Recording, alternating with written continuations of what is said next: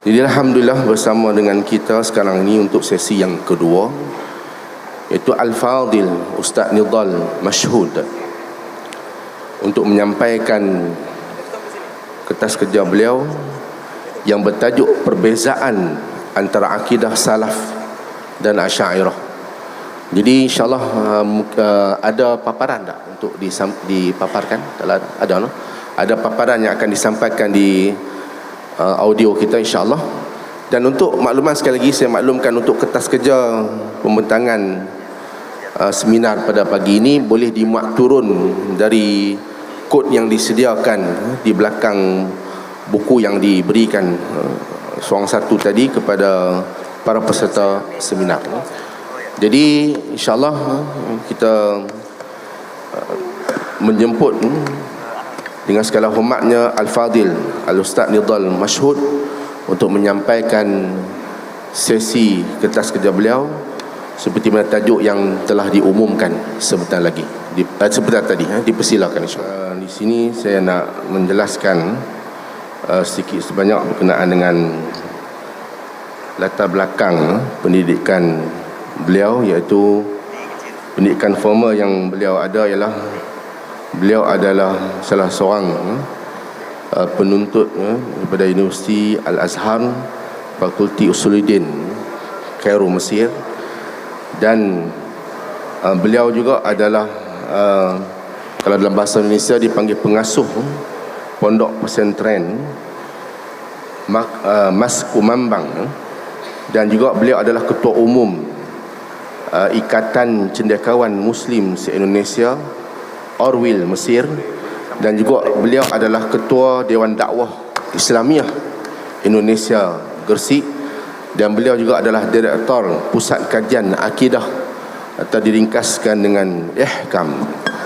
Dan lain-lain aktiviti yang beliau lakukan, beliau adalah pengasas Yayasan Wakaf Sanabil Nusantara. Dan juga beliau adalah Ikatan Ulama dan Da'i peringkat antara bangsa. Jadi beliau adalah anak kelahiran Gresik yang dilahirkan pada 5 Februari tahun 1983 Masihi. Dan beliau juga adalah seorang yang telah berkahwin. Jadi itu sedikit sebanyak latar belakang beliau yang ada kepada saya. Jadi insyaAllah dengan ini kita serahkan kepada Ustaz Al-Fadil Ustaz Nidhal Mashhud untuk menyampaikan tajuk beliau yang agak menarik ini, sebab dia memainkan peranan ataupun untuk kita faham berkenaan dengan perbezaan antara akidah salaf dan Asy'ariyah yang begitu panas diperbahaskan dalam media-media sosial. Jadi majlis dengan ini mempersilakan Al-Fadil Ustaz. Fatafadhal insyaAllah. Bismillahirrahmanirrahim. Assalamualaikum warahmatullahi wabarakatuh. Alhamdulillah. Alhamdulillahilladzi arsala rasulahu bil huda wa dinil haq liyudhhirahu 'alad dini kullihi wa kafa billahi syahida. Asyhadu an la ilaha illallah wahdahu la syarika lah hubban lahu wa ta'ziman wa tauhida. Wa asyhadu anna Muhammadan abduhu wa rasuluh wa safiyyuhu min khalqihi wa khaliluh sallallahu alaihi wa ala alihi wa ashabihi wa man sara ala nahjihi wa sallama tasliman mazida. Yang saya hormati dan saya muliakan Datuk Muhammad Asri Zainal Abidin selaku Mufti Perlis beserta jajaran di bawah beliau, rekan-rekan penyelenggara kegiatan kali ini, dan juga para hadirin sekalian. Sebelumnya mohon maaf karena saya dari Indonesia, mungkin tutur bahasa saya berbeda sedikit.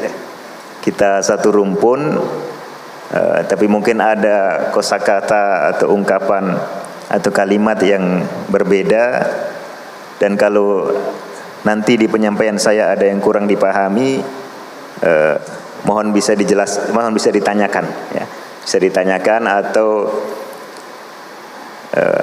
saya rasa sebagian dari kawan-kawan di sini juga sudah ada yang banyak berinteraksi dengan orang Indonesia.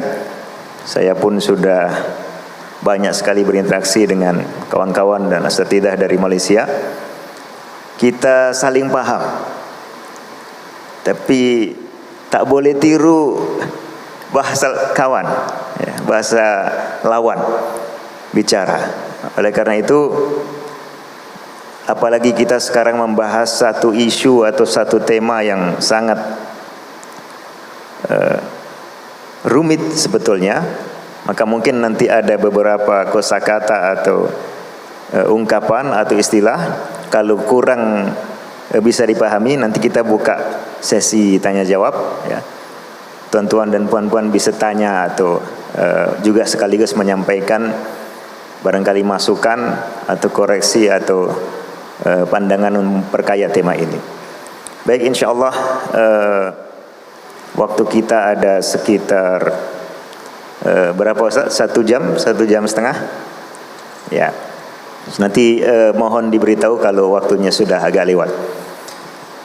Para hadirin sekalian, tema ini tema yang cukup berat sebetulnya, karena dia mengandung banyak isu-isu teknis di dalam masalah akidah, akan tetapi sekaligus menjadi tema yang sensitif karena menyangkut percanggahan antar golongan. Jadi kalau sudah menyangkut antar golongan,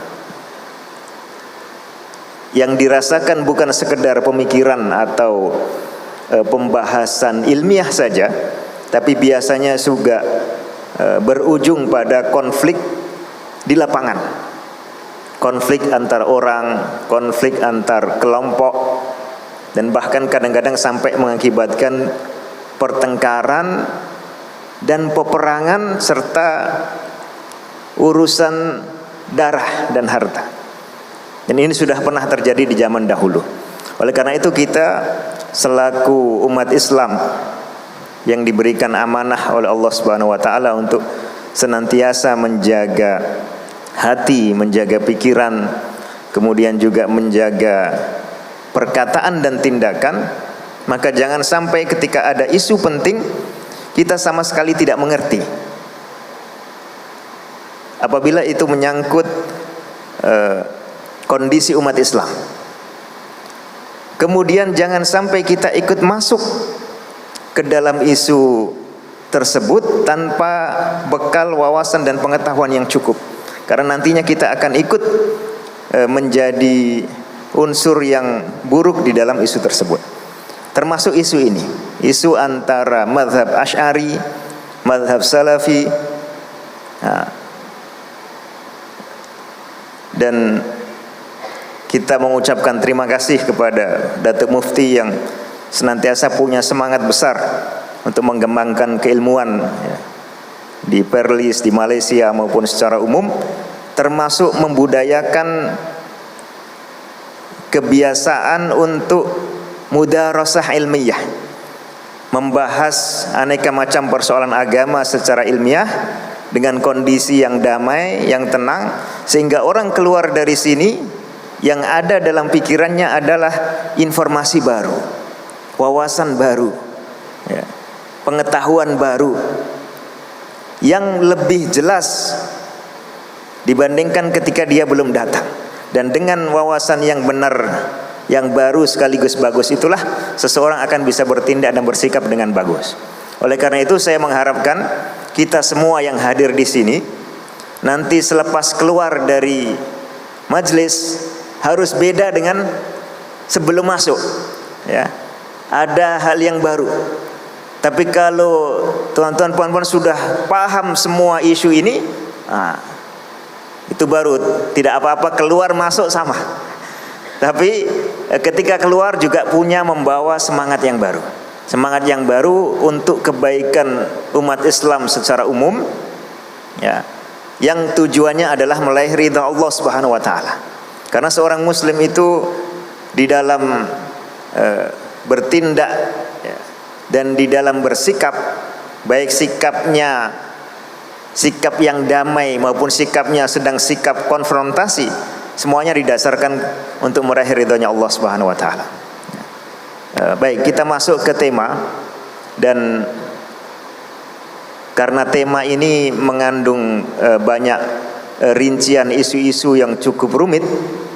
Nah, kemarin dan tadi saya bicara musyawarah dengan Ustadz Khidir dan kawan-kawan, kita coba ambil sisi-sisi yang mudah untuk dicerna orang umum, mudah untuk dipahami orang awam maupun orang terpelajar. Tetapi itu merupakan isu yang penting tanpa terlalu masuk ke detail yang rumit. Begitu, sepakat Bapak Ibu ya? Ya, insya Allah kita fokus nanti, karena tema yang diminta dari saya adalah perbezaan antara madhab salafi dan madhab asy'ari. Maka kita fokus nanti menyampaikan perbedaan-perbedaan yang cukup penting tanpa banyak memberikan vonis. Nah, vonisnya berpulang nanti setelah dikaji lebih matang. Tapi kita sekarang fokus untuk mencari perbedaan antara dua madhab ini. Dan sebelum itu perlu kita tahu apa itu madhab salafi, apa itu madhab asy'ari. Lalu baru kita masuk ke membahas perbedaan-perbedaannya. Baik,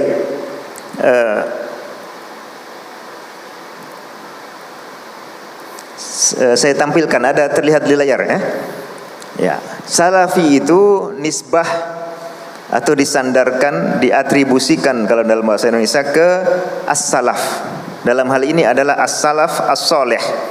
As-salaf artinya orang yang terdahulu, as-soleh artinya yang baik. Nah, kita tahu dalam hadis Rasulullah menyatakan bahwa khairul quruni al-qarnul ladzi bu'itsu fihi, atau khairul quruni qarni, sebaik-baik generasi adalah generasiku. Generasinya Rasulullah yang isinya adalah para sahabat mulia. Tsummal ladzina yalunahum, kemudian generasi setelah mereka. Tsummal ladzina yalunahum, kemudian generasi setelah mereka lagi. Ada hadis menyebutkan 3 generasi, ada hadis yang menyebutkan 4 generasi.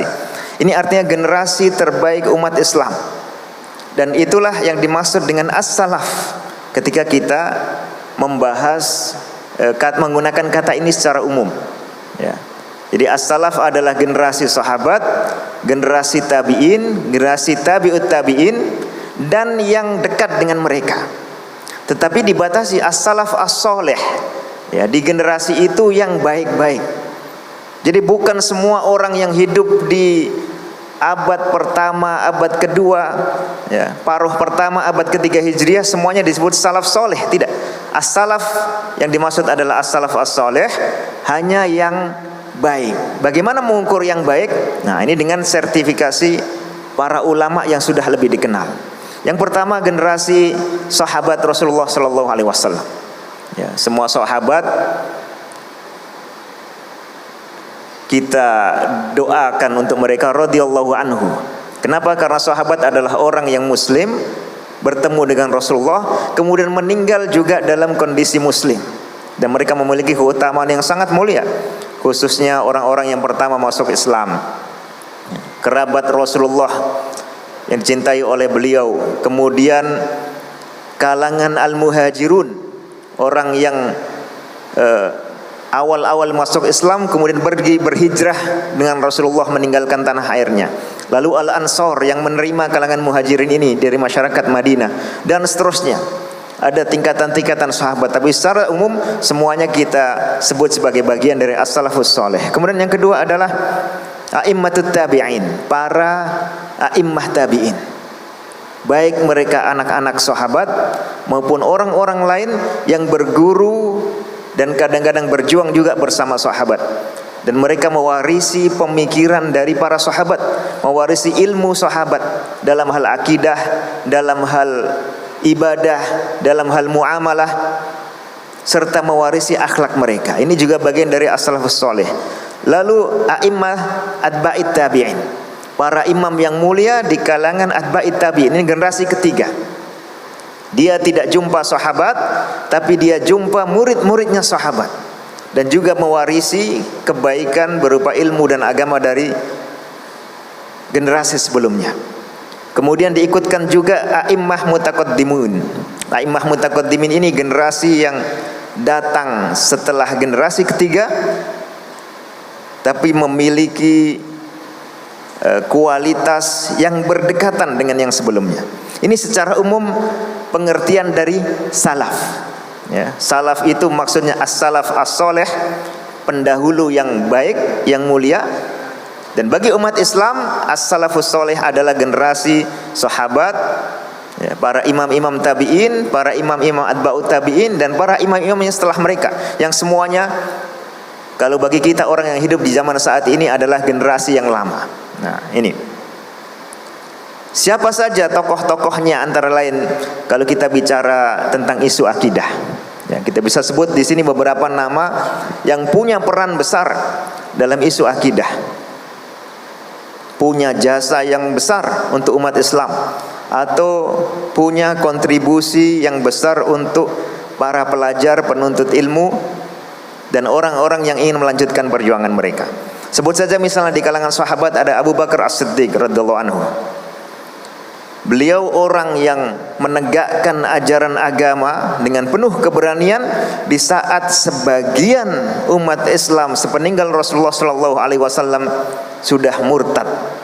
Beliau yang memerangi mereka dengan penuh ketegasan. Lalu sebagian dari mereka juga ada yang murtad secara parsial. Artinya tidak terang-terangan mengatakan keluar dari Islam, tapi menolak salah satu syariat yang merupakan salah satu rukun Islam, yaitu kewajiban membayar zakat. Ini juga diperangi oleh Abu Bakar As-Siddiq ketika sempat Umar ibn Khattab memiliki keraguan-raguan.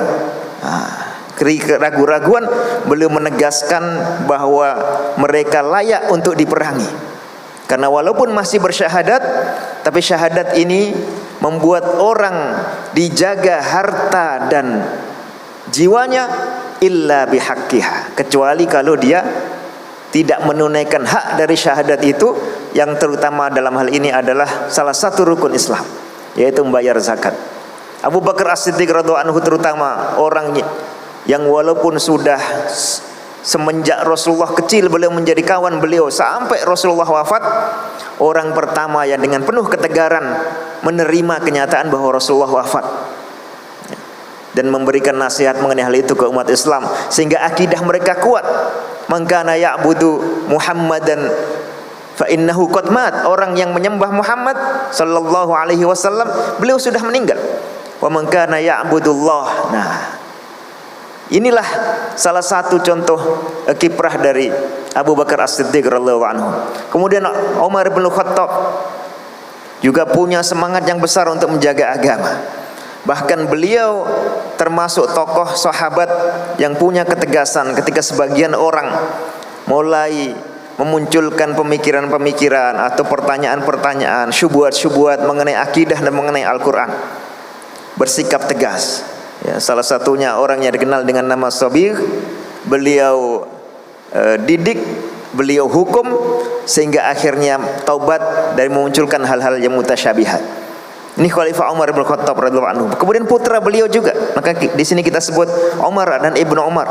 Ibnu Umar mungkin para pelajar yang biasa belajar di pesantren, di sekolah, belajar hadis, pernah membaca hadis tentang Malak Jibril alaihissalam yang datang ke Rasulullah bertanya tentang mal Islam, ya, pertama mal iman, kemudian mal Islam, mal ihsan.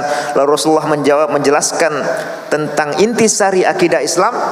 Itu salah satu bentuk periwayatannya karena Ibnu Umar mendengar mulai ada di kalangan umat ini yang mendustakan takdir, salah satu ajaran Islam. Keimanan kepada takdir bagian dari rukun Islam.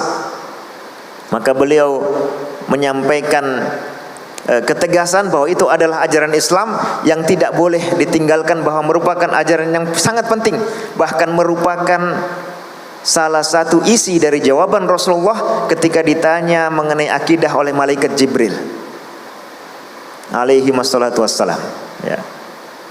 Ini salah satu contoh kiprah para sahabat. Kemudian Ibnu Abbas radhiyallahu anhu, ya, saya akan coba lebih cepat. Beliau antara lain punya peran besar ketika ada penyimpangan berupa al-khuruj, dari kalangan Khawarij yang mulai memisahkan diri dari jamaah umat Islam dengan alasan bahwa Khalifah Ali ketika itu dianggap sudah melakukan dosa, lalu mereka punya ajaran bahwa pelaku dosa itu sudah kafir. Dan kalau pemimpin sudah kafir, maka oleh mereka disikapi, ditinggalkan, bahkan diperangi.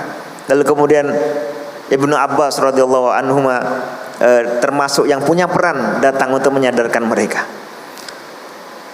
Di kalangan tabi'in kita mengenal antara lain Khalifah Umar ibn Abdul Aziz radhiyallahu anhu. Beliau punya beberapa surat yang pada saat itu terutama berbicara mengenai pentingnya keimanan terhadap takdir di masa beliau.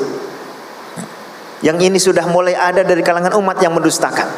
Sa'id ibn Jubair juga punya beberapa karya yang berbicara mengenai takdir dan pentingnya al-i'tisam bis sunnah, pentingnya memegang erat sunnah Rasulullah SAW khususnya dalam persoalan akidah.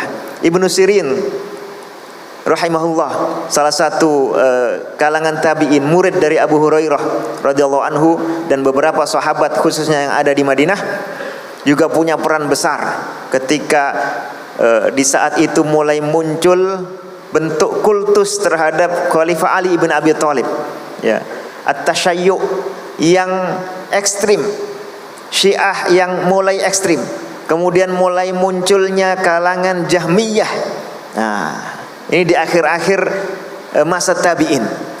Nah, beliau termasuk yang punya sikap tegas mengenai hal itu. Ini beberapa tokoh salaf di kalangan sahabat dan tabi'in. Kemudian kita mengenal juga setelah mereka ada Imam Al-Auza'i, punya beberapa risalah dalam akidah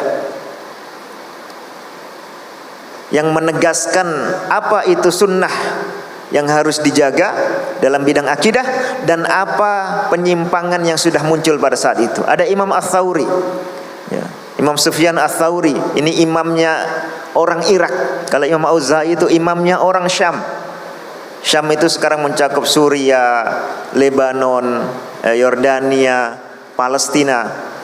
Ya, Palestina itu termasuk wilayah yang sekarang diaku oleh negara Zionis. Itu semua kawasan Syam dulu menjadi salah satu pusat kekhalifahan setelah Khulafa Rasyidun. Salah satu imam terkenalnya adalah Imam Al-Auza'i, dan beliau punya peran kuat untuk mempertahankan sunnah dan memerangi bid'ah khususnya dalam akidah. Begitu juga Imam Ats-Tsauri, beliau hidup di Irak. Di Irak kawasan Kufah dan sekitarnya merupakan kawasan yang di situ dulu bermunculan aneka macam penyimpangan dalam hal akidah. Mulai dari munculnya tasyayyu', munculnya rawafid, ya, kemudian munculnya khawarij. Lalu di situ juga muncul penyimpangan-penyimpangan yang lain, ya, termasuk misalnya di sekitar kawasan Kufah atau masih dari Irak, di Basrah muncul kalangan Qadariyah yang mengingkari takdir. Lalu di situ semakin ke timur mulai muncul penyimpangan-penyimpangan yang lain. Muncul di situ kalangan Mu'tazilah yang dia semi Khawarij, mengatakan bahwa pelaku dosa besar itu memang akan masuk neraka, tetapi ketika dia di alam dunia tidak disebut mukmin, tidak disebut kafir. Tidak dikatakan mukmin, tidak dikatakan kafir. Lalu dikatakan apa? Tidak punya label khusus. Dia adalah fi manzilah baina al manzilatain. Dia ada di tengah-tengah dua posisi, posisi mukmin dan posisi kafir. Ini mulai muncul semenjak murid-muridnya Al Hasan Al Basri. Jadi kalangan masih murid-muridnya kalangan tabi'in. Lalu kemudian ditambah dengan penyimpangan-penyimpangan lain dalam Mu'tazilah, penyimpangan mengingkari takdir, penyimpangan mengingkari sifat dan seterusnya. Nah, salah satu tokoh yang semangat untuk memerangi mereka adalah tokoh-tokoh ini. Kemudian juga Ibnul Mubarak, tokoh yang berasal dari wilayah yang lebih timur. Jadi kalau Al-Auza'i di wilayah Syam, Ats-Tsauri timurnya lagi, Ibnul Mubarak di timurnya lagi. Semakin banyak penyimpangan yang beliau rasakan. Tadi saya cerita ada penyimpangan Khawarij dan Syiah, itu di awal-awal, masih di eranya para sahabat akhir-akhir. Lalu kemudian muncul penyimpangan terhadap keimanan kepada takdir, itu di akhir-akhir sahabat, di era-era seperti eranya Ibnu Umar, Abdullah Ibnu Abbas dan seterusnya. Lalu kemudian muncul lagi penyimpangan Mu'tazilah, itu sudah di era tabi'in. Lalu setelah itu muncul yang namanya Al-Jahmiyah. Al-Jahmiyah ini satu kelompok yang punya penyimpangan seperti yang sudah dilakukan oleh Al-Jahm ibnu Safwan. Al-Jahm bin Safwan ini salah seorang pemikir dari arah timur, kalau tidak salah dari wilayah Tirmidz, ya, mungkin sekarang ada di Asia Tengah atau Asia Selatan. Punya 3 penyimpangan besar. Dia punya penyimpangan yang khas Jahmiyah, yaitu mengingkari sifat-sifat Allah, bahkan mengingkari nama-nama dan sifat-sifat Allah semuanya, kecuali mungkin beberapa nama yang lain, dengan alasan sifat itu sama dengan yang ada pada manusia. Lalu kemudian punya penyimpangan dalam hal masalah keimanan. Kalau tadi Khawarij mengatakan orang yang melakukan dosa besar itu kafir, kemudian Mu'tazilah mengatakan orang yang melakukan dosa besar itu tidak mukmin, tidak kafir, tetapi akan masuk neraka dan tidak bisa diberi syafaat. Maka ada juga kalangan yang menjadi lawan mereka, yaitu Murji'ah, yang mengatakan bahwa pelaku dosa besar itu masih mukmin sempurna, karena keimanan itu tidak bisa bertambah, tidak bisa berkurang bagi kalangan Murji'ah.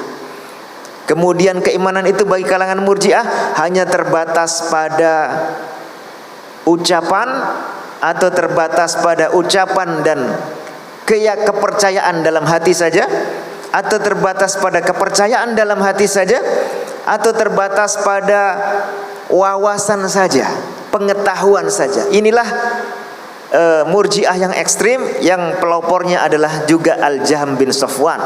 Jadi dia menganggap bahwa iman itu tahu. Orang yang tahu bahwa Allah itu Tuhan, berarti dia sudah beriman kepada Allah. Dia tidak kafir.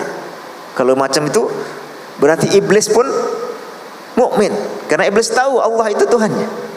Nah, ini konsekuensi dari Murji'ah yang ekstrim. Kemudian Jahm bin Safwan juga punya penyimpangan dalam bidang takdir, lawan dari Qadariyah tadi.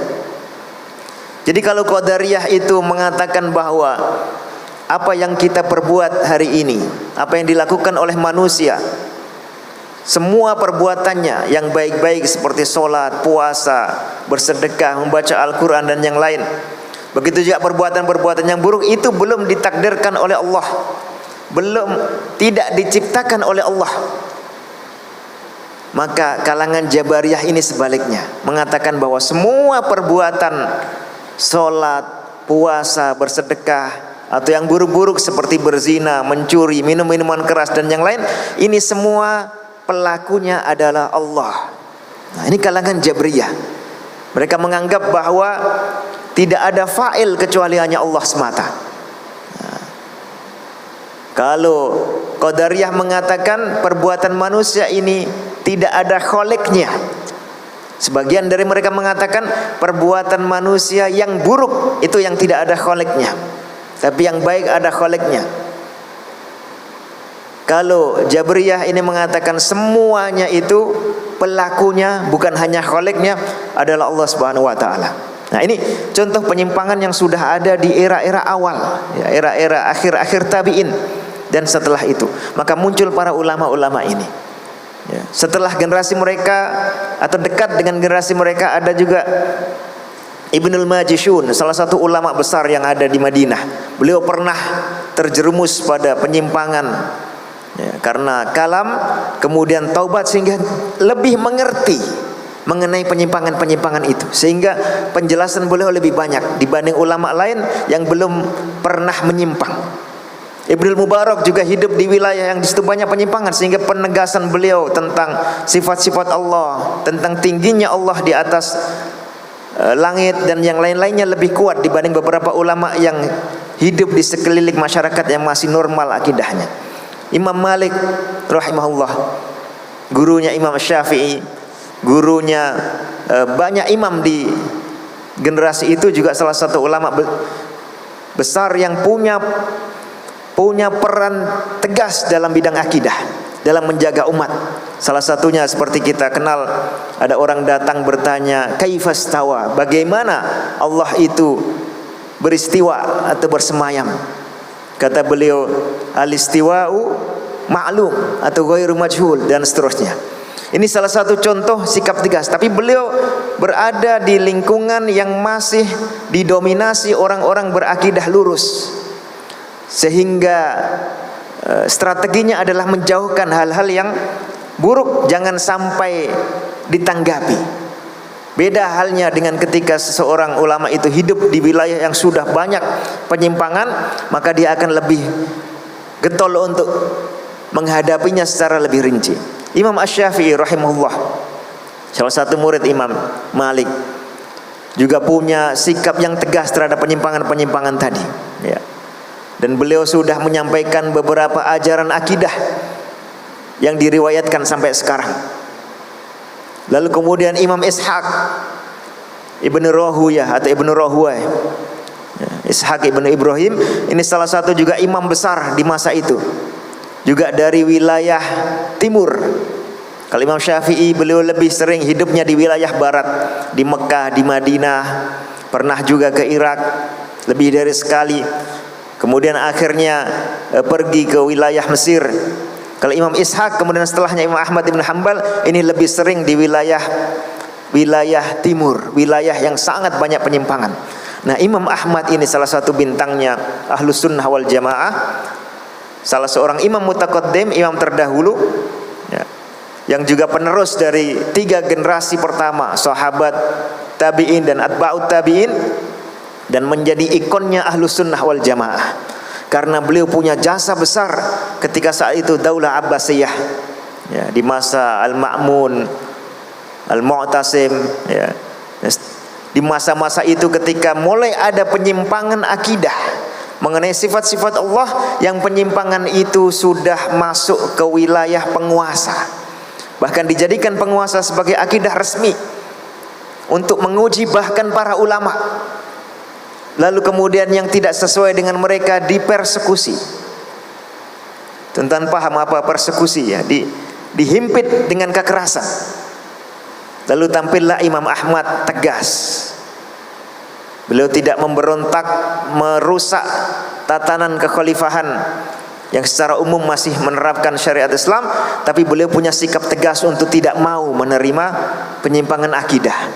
Oleh karena itu beliau diibaratkan layaknya seperti Khalifah Abu Bakar As-Siddiq ketika sebagian masyarakat di lingkungan Islam itu melakukan kemurtadan, maka beliau termasuk ulama pahlawan yang tegas memperjuangkan akidah salaf as-soleh di saat ada penyimpangan, termasuk ketika penyimpangan itu dikeluarkan dengan undang-undang oleh penguasa, tapi dengan tetap menjaga stabilitas umat supaya tidak rusak. Lalu kita sebut satu lagi, Imam Al-Bukhari, Muhammad ibn Ismail Al-Bukhari, salah satu ulama yang dikenal seluruh umat Islam di sepanjang zaman, di belahan bumi manapun, insya Allah rata-rata semuanya kenal dengan Imam Bukhari karena punya karya Sahihul Bukhari, Al-Jami'us Sahih, Al-Musnad, yang merupakan buku yang paling sahih setelah Al-Quran, karena isinya adalah sunnah-sunnah Rasulullah Sallallahu Alaihi Wasallam, dan dengan sanad yang sangat kuat dari beliau sampai ke Imam Al-Bukhari, sehingga menjadi satu referensi yang sangat penting. Dan di buku itu pula Imam Bukhari punya perhatian besar terhadap masalah akidah, menjaga kelestarian akidah as-salaf as-soleh, akidah ahli sunnah wal jamaah. Di dalam kitab Sahihul Bukhari, terutama di bagian awal Kitabul Iman, ya, setelah kitab Bad'ul Wahyi, kemudian di bagian akhir ada kitab I'tisam, ada kitab At-Tauhid, Al-Iman war-Raddu 'alal Murji'ah, kitab iman itu fokus utamanya membantah kalangan Murji'ah. Adapun kitab At-Tauhid ini fokus utamanya membantah kalangan Jahmiyah yang mengingkari sifat-sifat Allah yang ditetapkan dalam Al-Quran dan Sunnah serta menjadi ijma' para ulama. Beliau juga punya kitab khusus dalam bidang akidah di luar Sahih Bukhari, di luar Al-Jami' As-Sahih, yaitu Khalqu Af'alil Ibad. Di situ juga ada bantahan terhadap kalangan Jahmiyah, terhadap kalangan Qadariyah, terhadap beberapa penyimpangan yang dilakukan oleh generasi-generasi setelah sahabat yang tadi sudah kita ceritakan, termasuk penyimpangan berupa al-jabr, ajaran lawan dari kalangan Qadariyah. Nah, saya lihat jam dulu. Ya, insya Allah saya percepat sedikit supaya kita buka nanti sesi tanya jawab. Ya, ini beberapa tokoh salaf dalam isu akidah. Jadi kalau kita ditanya, kalau kita mengaku atau ada orang mengaku sebagai salafi, tanyakan siapa imamnya. Ini contoh-contohnya. Dari kalangan sahabat, dari kalangan tabi'in, dari kalangan atba'ut tabi'in, dari kalangan a'immah mutaqaddimin, serta para tokoh yang melanjutkan mereka. Kita sebut singkat tokoh-tokoh yang melanjutkan mereka. Ya. Dari generasi ke generasi, mungkin sampai di abad ke-8 Hijriah ada Imam Ad-Darimi, Utsman ibn Sa'id, ya, murid dari Imam Ishaq bin Rahuyah yang tadi sudah kita ceritakan, dan juniornya Imam Ahmad ibn Hanbal. Kemudian ada Imam Ibnu Qutaibah yang juga punya beberapa karya di bidang akidah, dan beliau ini terkenal sebagai khatibu ahli sunnah, sebagai ahli sastra dan ahli retorikanya ahlu sunnah wal jamaah karena kekuatan bahasa beliau. Ada Abu Hatim Ar-Razi, ini satu angkatan atau lebih muda sedikit dari Imam Al-Bukhari, ya. Itu dari ulama akidah sekaligus ulama hadis di wilayah Khurasan.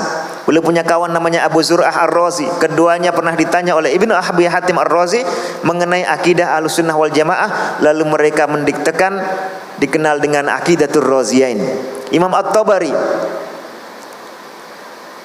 penulis tafsir At-Tabari, Imam Abu Ja'far At-Tabari ini punya juga karya dalam bidang akidah dan sering membahas persoalan akidah ini dalam kitab tafsirnya. Ibnu Khuzaimah, Imamul A'immah, salah satu ulama besar di dalam madhab Syafi'i dan juga merupakan salah satu murid Imam Al-Bukhari, punya kitab At-Tauhid yang menjelaskan sifat-sifat Allah dan bagaimana memahaminya dengan benar.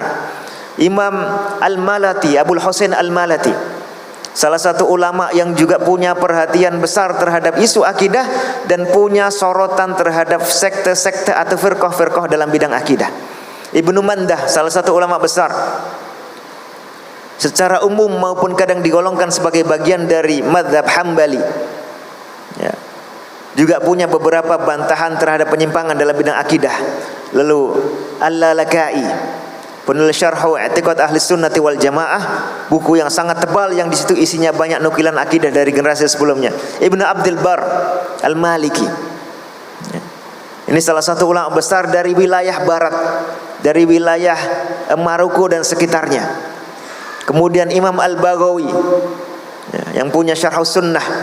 Kemudian As-Silafi, ini Abu Thahir As-Silafi, salah satu ulama rujukan penting dalam periwayatan aneka macam sanad hadis, sanad kitab-kitab dan yang lainnya. Punya beberapa bait-bait syair yang menjelaskan akidahnya, termasuk mendaftar siapa-siapa tokoh penyimpangan akidah sepanjang zaman. Kemudian Abdul Ghani Al-Maqdisi, salah satu ulama di madhab Hambali, yang beliau wafat di penghujung abad ke-6 Hijriah, sebelum abad ke-7. Salah satu tokoh yang juga sempat dipersekusi akibat konflik antara Salafi dan Asy'ari di masanya.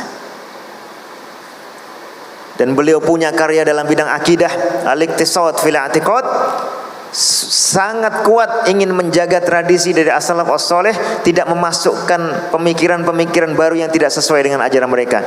Ibnu Qudamah Muwafaquddin, salah satu tokoh terbesar dalam madhab Hambali sepanjang sejarah, juga punya bantahan, punya karya-karya banyak yang membantah penyimpangan khususnya dalam persoalan tingginya Allah di atas arsy, dan dalam persoalan kalamullah, persoalan bahwa Al-Quran itu adalah kalamullah dan bukan makhluk.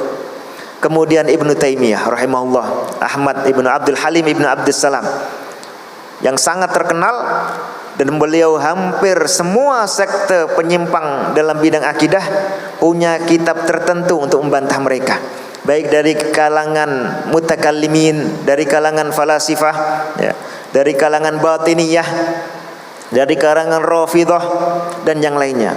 Lalu juga Ibnu Zahabi, Imam Syamsuddin Az-Zahabi, salah satu ulama hadis, ulama sejarah yang juga punya perhatian besar terhadap akidah dan sering sekali menyarankan pembaca karya-karyanya untuk merujuk kepada as-salaf as-soleh, karya-karya as-salaf as-soleh. Bahkan beliau punya semangat untuk menjauhkan masyarakat dari pembahasan-pembahasan baru yang kurang penting, yang tidak menjadikan seseorang itu aman akidahnya. Ini beberapa contoh tokoh penerus mazhab salafi. Jadi kalau kita tadi sudah sampaikan beberapa contoh salaf, kemudian inilah penerus dari mereka antara lain, ya. Oke, kita masuk ke poin yang kedua.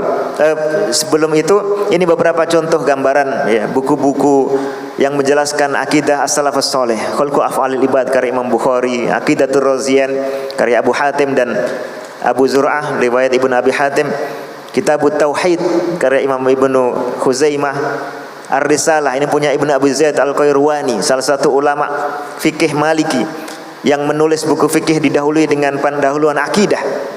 Di situ menegaskan akidah salafus saleh, ya, seperti bahwa Allah Subhanahu wa taala wa innahu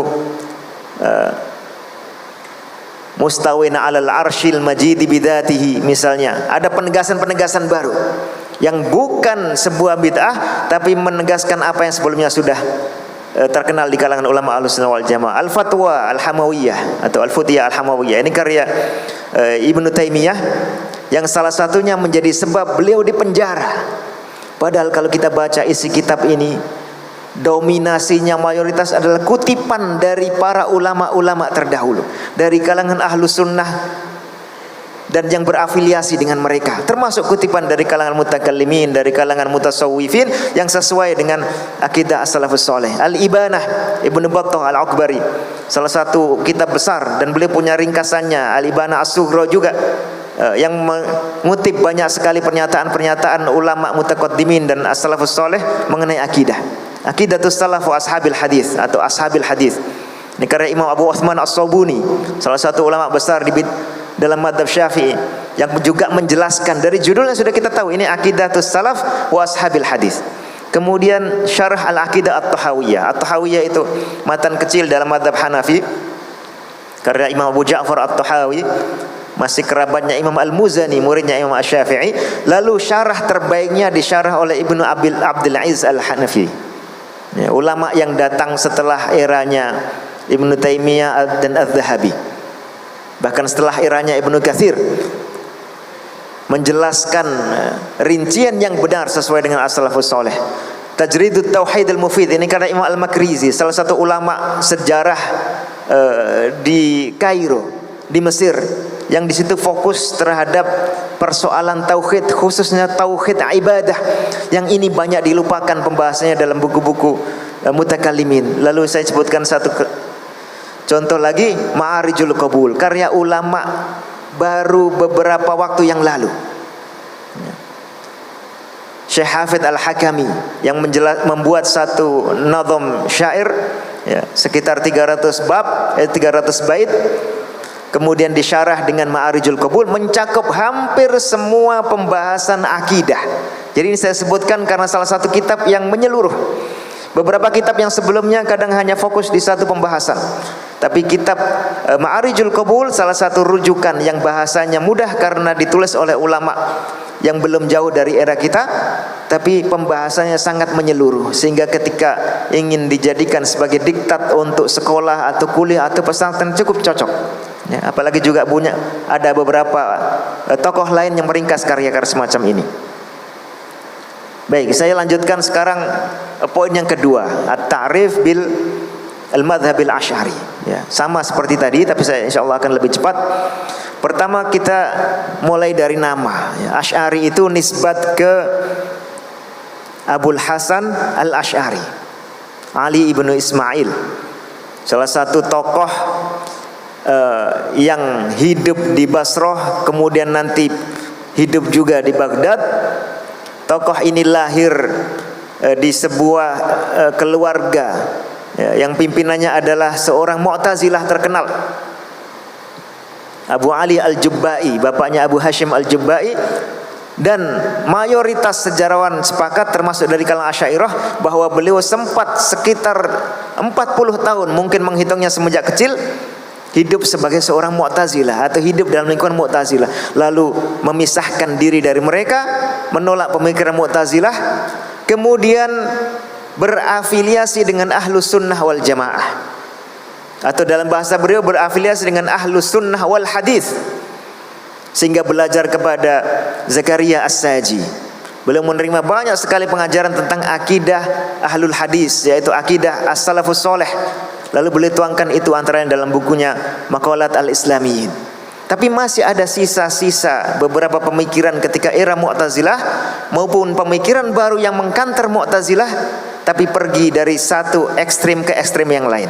Pergi dari ekstrem kanan ke ekstrem kiri. Pergi dari ekstrem Qadariyah ke ekstrem Jabariyah. Lalu di akhir hayatnya juga beliau belajar lagi dengan ulama-ulama di Baghdad, ya, khususnya dari kalangan Hanabilah, sehingga menulis buku Al-Ibanah an Usulid Diyanah. Ini Abul Hasan al-Asy'ari yang dikenal sebagai orang yang taubat dari Mu'tazilah dan berafiliasi dengan Ahlus Sunnah wal Jamaah. Tapi dalam beberapa isu dinilai ada beberapa hal yang berbeda dengan Ahlul Hadis. Bukan karena sengaja berbeda lalu membuat konfrontasi, tapi memang seseorang yang punya semangat, ya, dia ingin melangkah barangkali 100 meter, bisa jadi hanya sampai 50 meternya, atau bisa jadi hanya sampai 70 meternya, atau bisa jadi ada salah referensi, seperti ketika mereferensikan Ibnu Kullab, ya, Abdullah bin Sa'id Ibnu Kullab, yang dikenal sebagai salah satu tokoh yang juga berafiliasi dengan Ahlus Sunnah wal Jamaah, tapi punya beberapa pemikiran yang bermasalah terkait dengan perbuatan Allah Subhanahu wa taala dan terkait dengan status Al-Qur'an atau kalamullah, dan ditahdzir umat ini dari beliau antaranya oleh Imam Ahmad Ibnu Hanbal. Nah, beberapa pemikiran Ibnu Kullab ini masuk ke dalam pemikiran Al-Asy'ari. Kalau kita baca pada konsep beliau tentang fi'il dan maf'ul, ya, kadang-kadang lebih ekstrim daripada konsepnya Ibnu Kullab. Lalu kita baca konsep beliau terkait dengan Al-Quran. Apakah Al-Quran itu kalamullah? Semuanya sepakat kalamullah. Tapi kalamullah ini apa? Apakah kalamullah itu hanya makna saja? Ataukah kalamullah itu juga ungkapan-ungkapan? Bismillahirrahmanirrahim, kalamullah. Alhamdulillahi Rabbil Alamin, ungkapan ini adalah kalamullah. Ataukah yang merupakan kalamullah hanya maknanya saja? Kemudian maknanya ini banyak ataukah satu? Kemudian maknanya ini bersifat baru ataukah lama? Ini ada isu-isu yang agak detail, tapi disitulah salah satu sebab kenapa muncul yang namanya al-madhhab al-Asy'ari. Jadi walaupun Imam Abu Al-Hasan Al-Asy'ari ini punya afiliasi ke Ahlus Sunnah wal Jamaah dan menghendaki untuk mengikuti para Imam Ahlus Sunnah wal Jamaah, bahkan konon beliau datang ke Imam Al-Barbahari untuk menyampaikan kitab Al-Ibanah, untuk menunjukkan kecocokan beliau dengan Ahlus Sunnah wal Jamaah, khususnya juga ke murid-murid dan pengikut Imam Ahmad. Tapi kemudian beberapa pemikiran yang masih bermasalah ini mengkristal, ya, dikembangkan oleh beberapa pengikutnya sehingga menjadi berbeda jelas dengan Ahlul Hadis. Lalu ada konfrontasi, ada perdebatan. Itu yang akan kita bahas pada perbedaan-perbedaan, ya.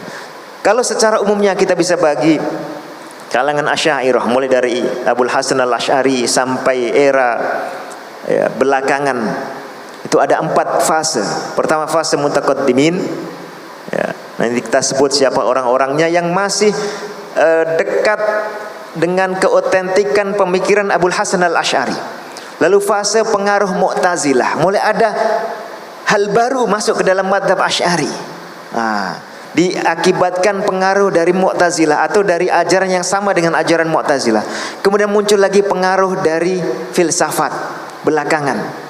Kemudian baru ada fase pembakuan ajaran, di mana ajaran sebuah madhab ditulis dengan rapi, dikatakan inilah mu'tamadnya madhab al-Asy'ari.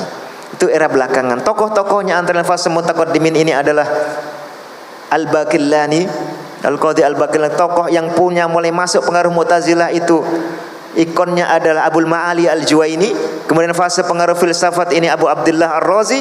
Kemudian fase pembakuan ajaran ini oleh As-Sanusi atau As-Sinnausi, ya, dengan beberapa karya beliau.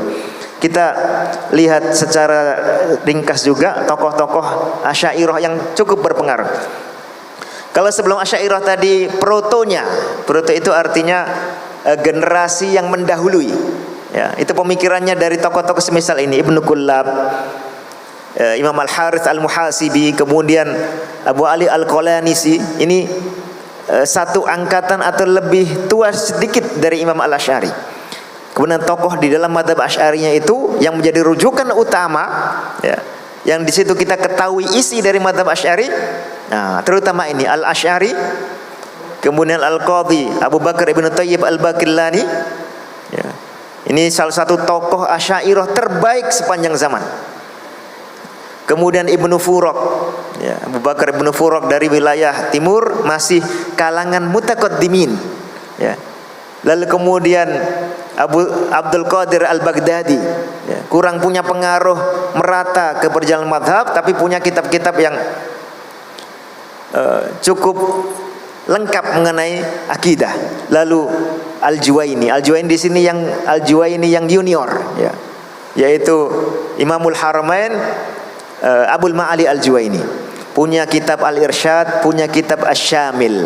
Dan inilah salah satu rujukan utama dalam madhab Asy'ariyah sepanjang sejarah, khususnya kitab Al-Irsyad. Lalu belakangan beliau juga punya kitab Ar-Risalah An-Nidhamiyah, yang ternyata punya beberapa perubahan pemikiran, khususnya dalam dua masalah. Masalah boleh tidaknya mentakwil ayat-ayat yang berbicara tentang sifat Allah. Kalau di Al-Irsyad dan Asy-Syamil beliau menganjurkan, bahkan setengah mewajibkan. Kalau di Risalah Nidhamiyah ini mengharamkan. Lalu kemudian punya rujuk atau berubah pemikirannya dalam masalah takdir, dan menyerukan tidak usah kita taklid, ya, mudahnya itu tidak usah kita taklid dengan pimpinan madhab kita Abul Hasan al-Asy'ari, ya, tapi harus berani memberikan koreksi dalam persoalan tentang takdir Allah. Apakah hamba itu adalah pelaku dari perbuatannya atau bukan? Apakah kemampuan hamba dalam berbuat itu punya pengaruh atau tidak? Ada kesan langsung atau tak? Nah, ini di situ beliau terang-terangan berbeda dengan Asy'ariyah dalam masalah takdir. Padahal ini salah satu masalah yang khas sekali dalam mazhab Al-Asy'ari, ya, masalah teori kasab Al-Asy'ari. Kemudian Al-Ansari, ya, Al-Ansari ini muridnya Al-Juwaini, ya, dan juga yang mensyarah kitab Al-Irsyad, ya. Kemudian Al-Ghazali juga salah satu murid Al-Juwaini, tapi lebih punya independensi. Beliau punya beberapa kitab akidah yang khas Asy'ariyah, ya, satu kitab matan ringkas yang dimasukkan dalam Ihya Ulumuddin. Kemudian punya juga Al-Iqtisad fil I'tiqad. Lalu belakangan beliau juga menulis Iljamul Awam an Ilmil Kalam, ingin menjauhkan ilmu kalam yang sudah diperjuangkan tadi dari kalangan awam. Artinya cukup dia diibaratkan obat yang kalau diberikan kepada orang sehat justru akan membuatnya sakit. Obat ini hanya diberikan kepada orang yang sakit, itu pun diberikan dalam kadar yang singkat. Dan Al-Ghazali ini salah satu tokoh pertama dalam mazhab Asy'ari yang secara rinci mengkonsepkan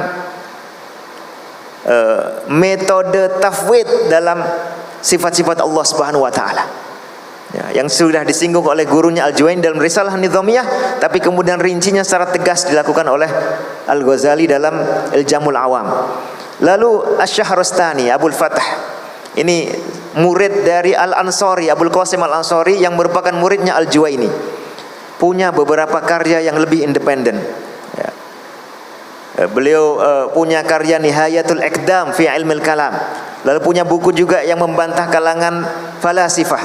Lalu kemudian punya buku Al-Milal wan Nihal yang menjelaskan aneka banyak sekte, terlepas dari tingkat keakuratannya ketika menyampaikan pandangan para sekte. Tapi ini salah satu tokoh yang punya pengaruh besar, dan salah satu pemikiran Asy-Syahrastani yang bagus dalam mazhab Asy'ariyah adalah pemikiran beliau bahwa seorang manusia mengenal Allah Subhanahu wa taala itu tidak harus melalui dalil, tapi sudah cukup dengan fitrah dia bisa mengenal Allah Subhanahu wa taala, sehingga tidak tertuntut harus melakukan nazar atau analisa untuk sampai pada kesimpulan baru kemudian beriman.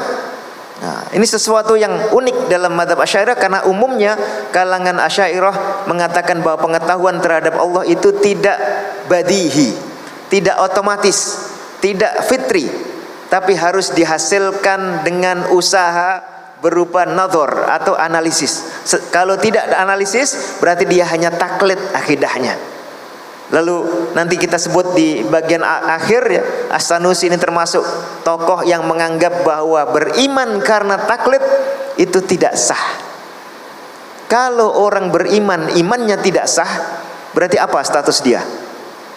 Kafir ya.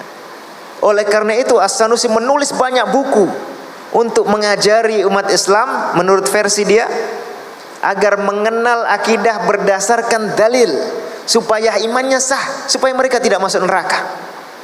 Maka punya buku Al-Kubra ya, Al-Aqidah Al-Kubra, ini julukannya. Tidak cukup diringkas menjadi Al-Wusta, kemudian menjadi As-Sughra, kemudian menjadi Sughra.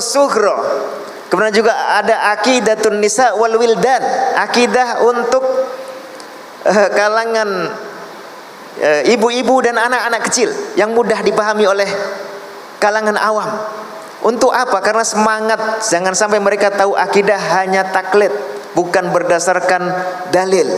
Karena anggapan bahwa kalau hanya berdasarkan taklid atau tidak berdasarkan dalil, akidahnya tidak sah, imannya tidak sah, dan konsekuensinya sangat berat.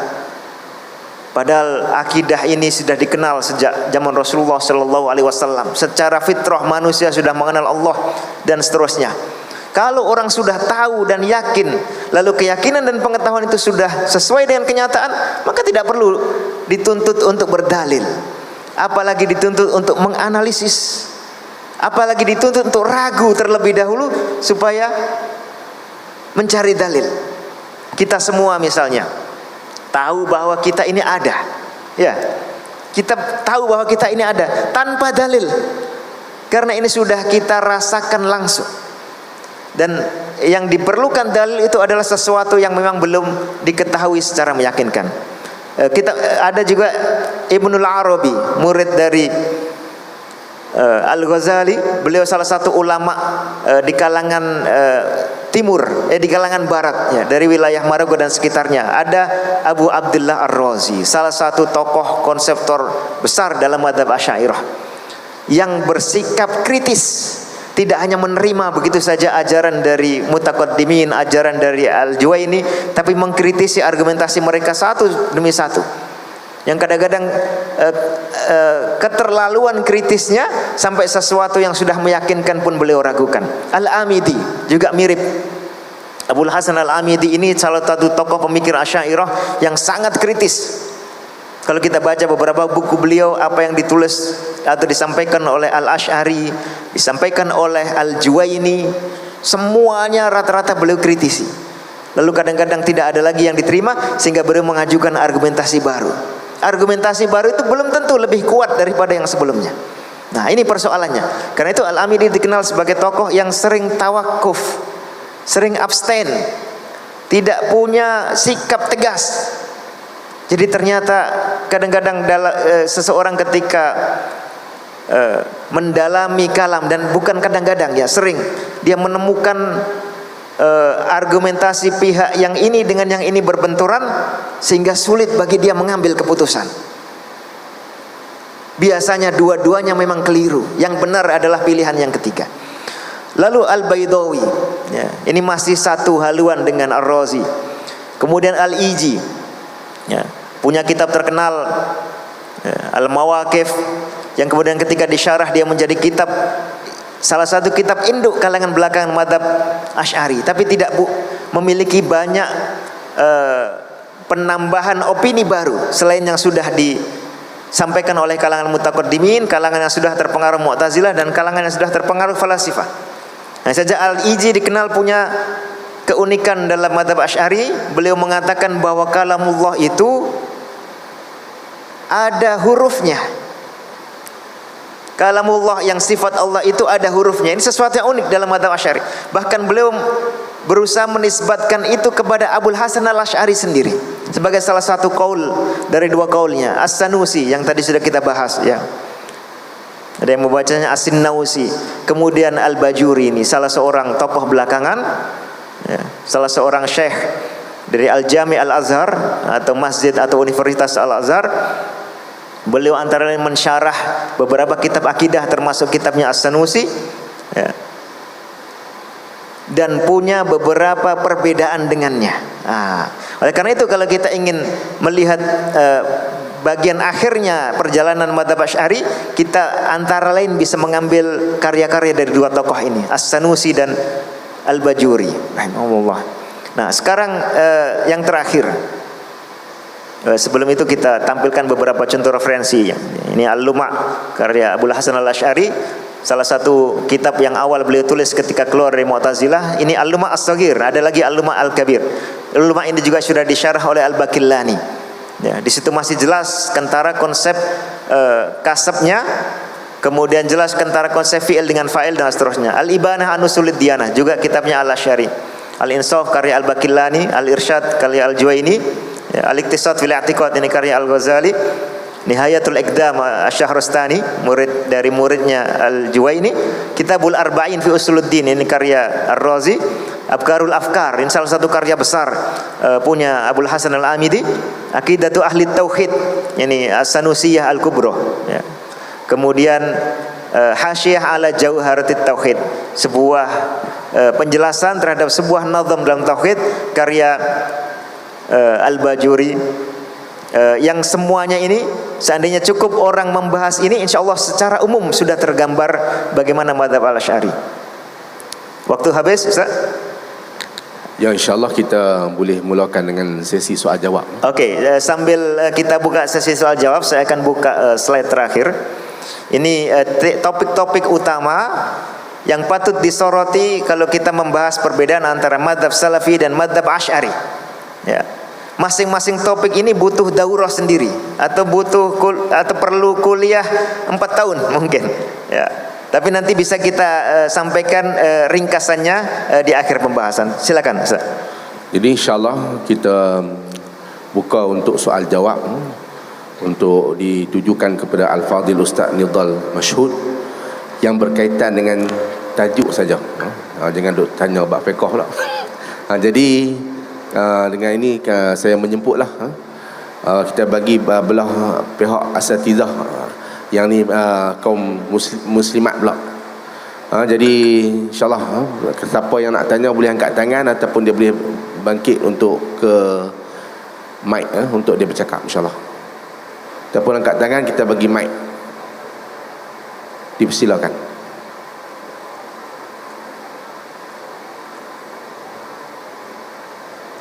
Sebab mic yang disediakan itu wireless tanpa wire. Ada tak muslimat? Ustazah-ustazah? Boleh duduk pun boleh. Duduk, insyaAllah kita ada petugas yang boleh serah mic. Angkat tangan dia. Ada tak ustazah-ustazah?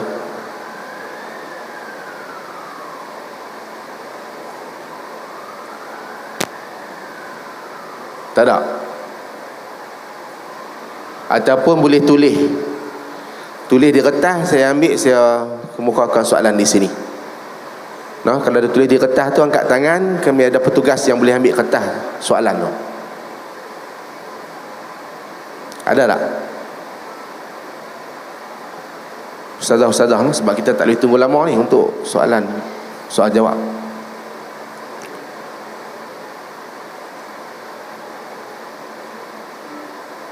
Ada ni abang kita yang berdiri ni. Ya. InsyaAllah soal jawab ni kita buka sampai insyaAllah dalam pukul 12.20 itu kita stop lah. Ada tak Asatizah? Tak apa, kita bagi ruang soalan kepada para peserta muslimin di kalangan lelaki pula. Sementara nak tunggu kok ada soalan bertulis daripada ustazah-ustazah insyaAllah. Jadi dipersilakan. Bismillahirrahmanirrahim. Assalamualaikum warahmatullahi wabarakatuh. Saya ada 2 persoalan yang mungkin soalan basic. Persoalan pertama ialah sejak kebelakangan ini ataupun dah agak lama, kita sering kali mendengar perbahasan tentang Allah wujud tak bertempat, Allah wujud bila makan. Jadi persoalan saya adalah, adakah ini salah satu perkara yang berasal usul daripada fahaman Asy'ariyah, kembali kepada Imam Abu Hasan Asy'ari, ataupun ianya datang daripada sumber yang terkemudian yang bukan daripada beliau? Soalan yang pertama. Dan yang kedua, soalan saya ialah, apakah keperluan untuk kita berbincang secara terlalu mendalam secara falsafah tentang sifat-sifat Tuhan, tentang ayat mutasyabihat, yang sampai dia semakin lama semakin mengelirukan dan menyebabkan kita semakin lama mungkin semakin terpesong, wallahu alam, tentang perkara yang kita sendiri pun tak tahu hakikatnya macam mana. Adakah keperluan untuk kita berbincang sampai ke tahap itu, ataupun ianya hanya sekadar perbincangan yang membuang masa? Wallahu a'lam. Terima kasih.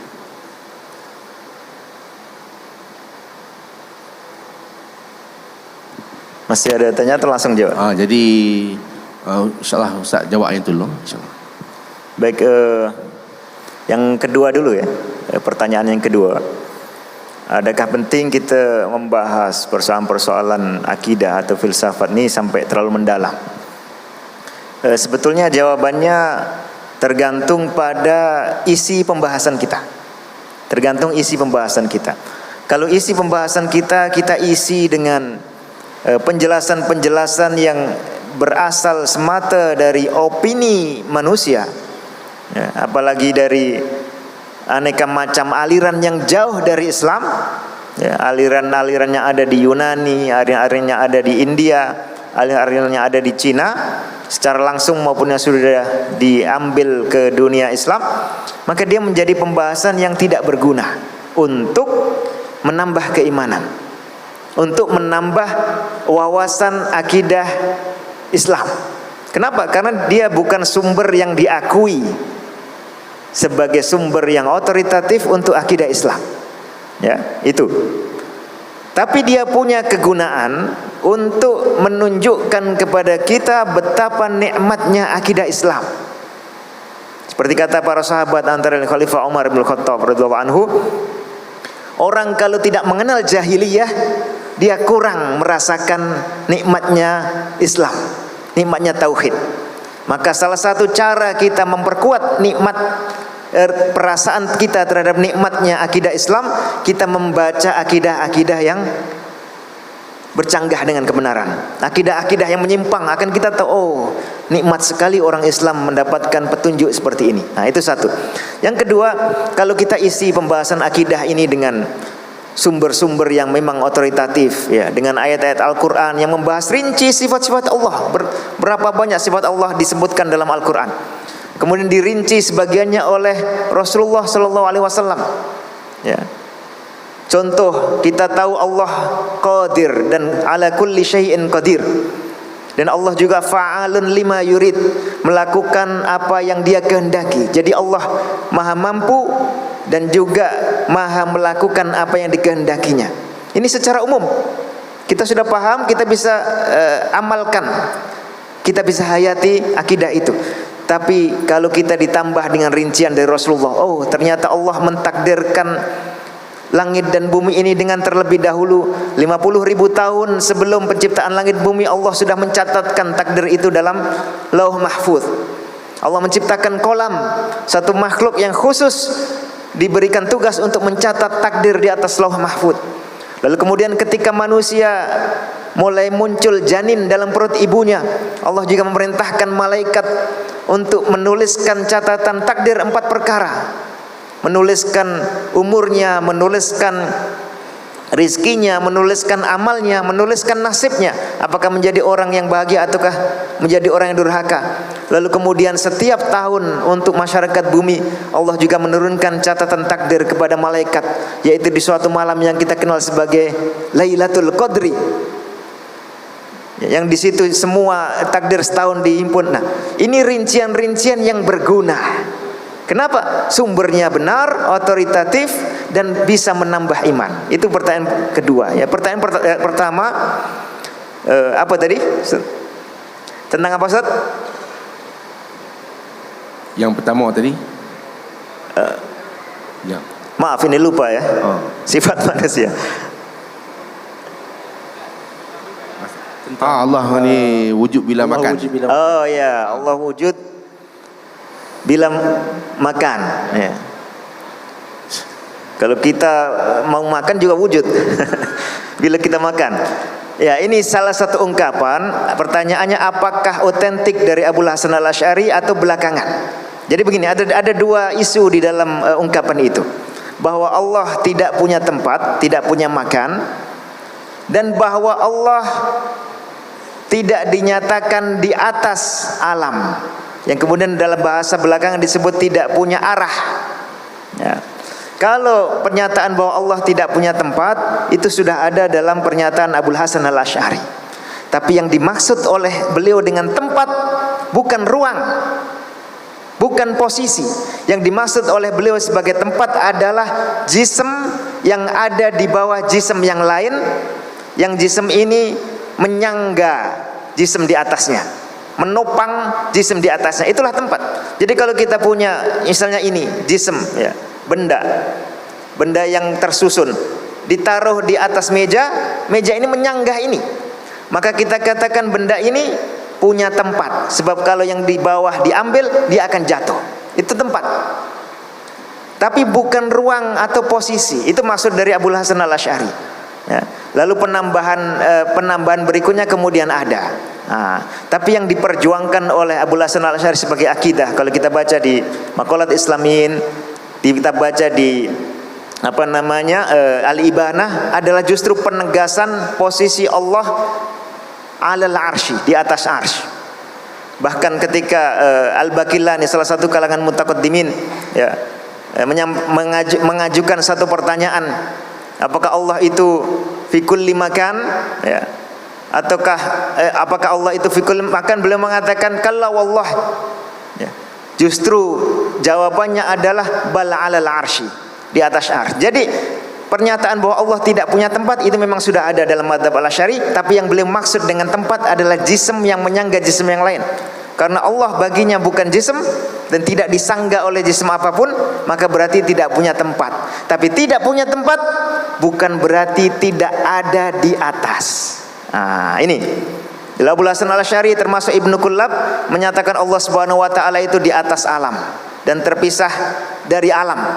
Yang itu juga bagian dari akidah madzhab salafi. Bahkan dinyatakan seperti oleh Imam Asy-Syafi'i, Imam Muhammad, huwa 'alal arsy yakrubu min ibadihi kaifa yasha. Allah itu di atas arsy-Nya dan bisa mendekat kapan saja ke siapa saja yang dikehendakinya. Allahu a'lam. Silakan. Jadi alhamdulillah jawapan yang jelas beserta dengan contoh-contoh yang diberikan tadi. Jadi sesi soalan masih dibuka lagi. InsyaAllah bagi sesiapa yang berminat untuk disoal lagi berkenaan dengan tajuk yang dibentangkan oleh Ustaz Nidhal tadi. Nanti mungkin di akhir saya minta sekitar 5 menit untuk memberikan brief penjelasan tentang ini. Boleh, insyaAllah. Setelah tanya jawab. Insyaallah. Terima kasih. Ada lagi? Silakan. Bismillahirrahmanirrahim. Assalamualaikum warahmatullahi wabarakatuh. Soalan saya, adakah Ustaz bersetuju sekiranya dikatakan Asy'ariyah ini mengikuti akidah Imam Abu Hanifah dalam banyak perkara?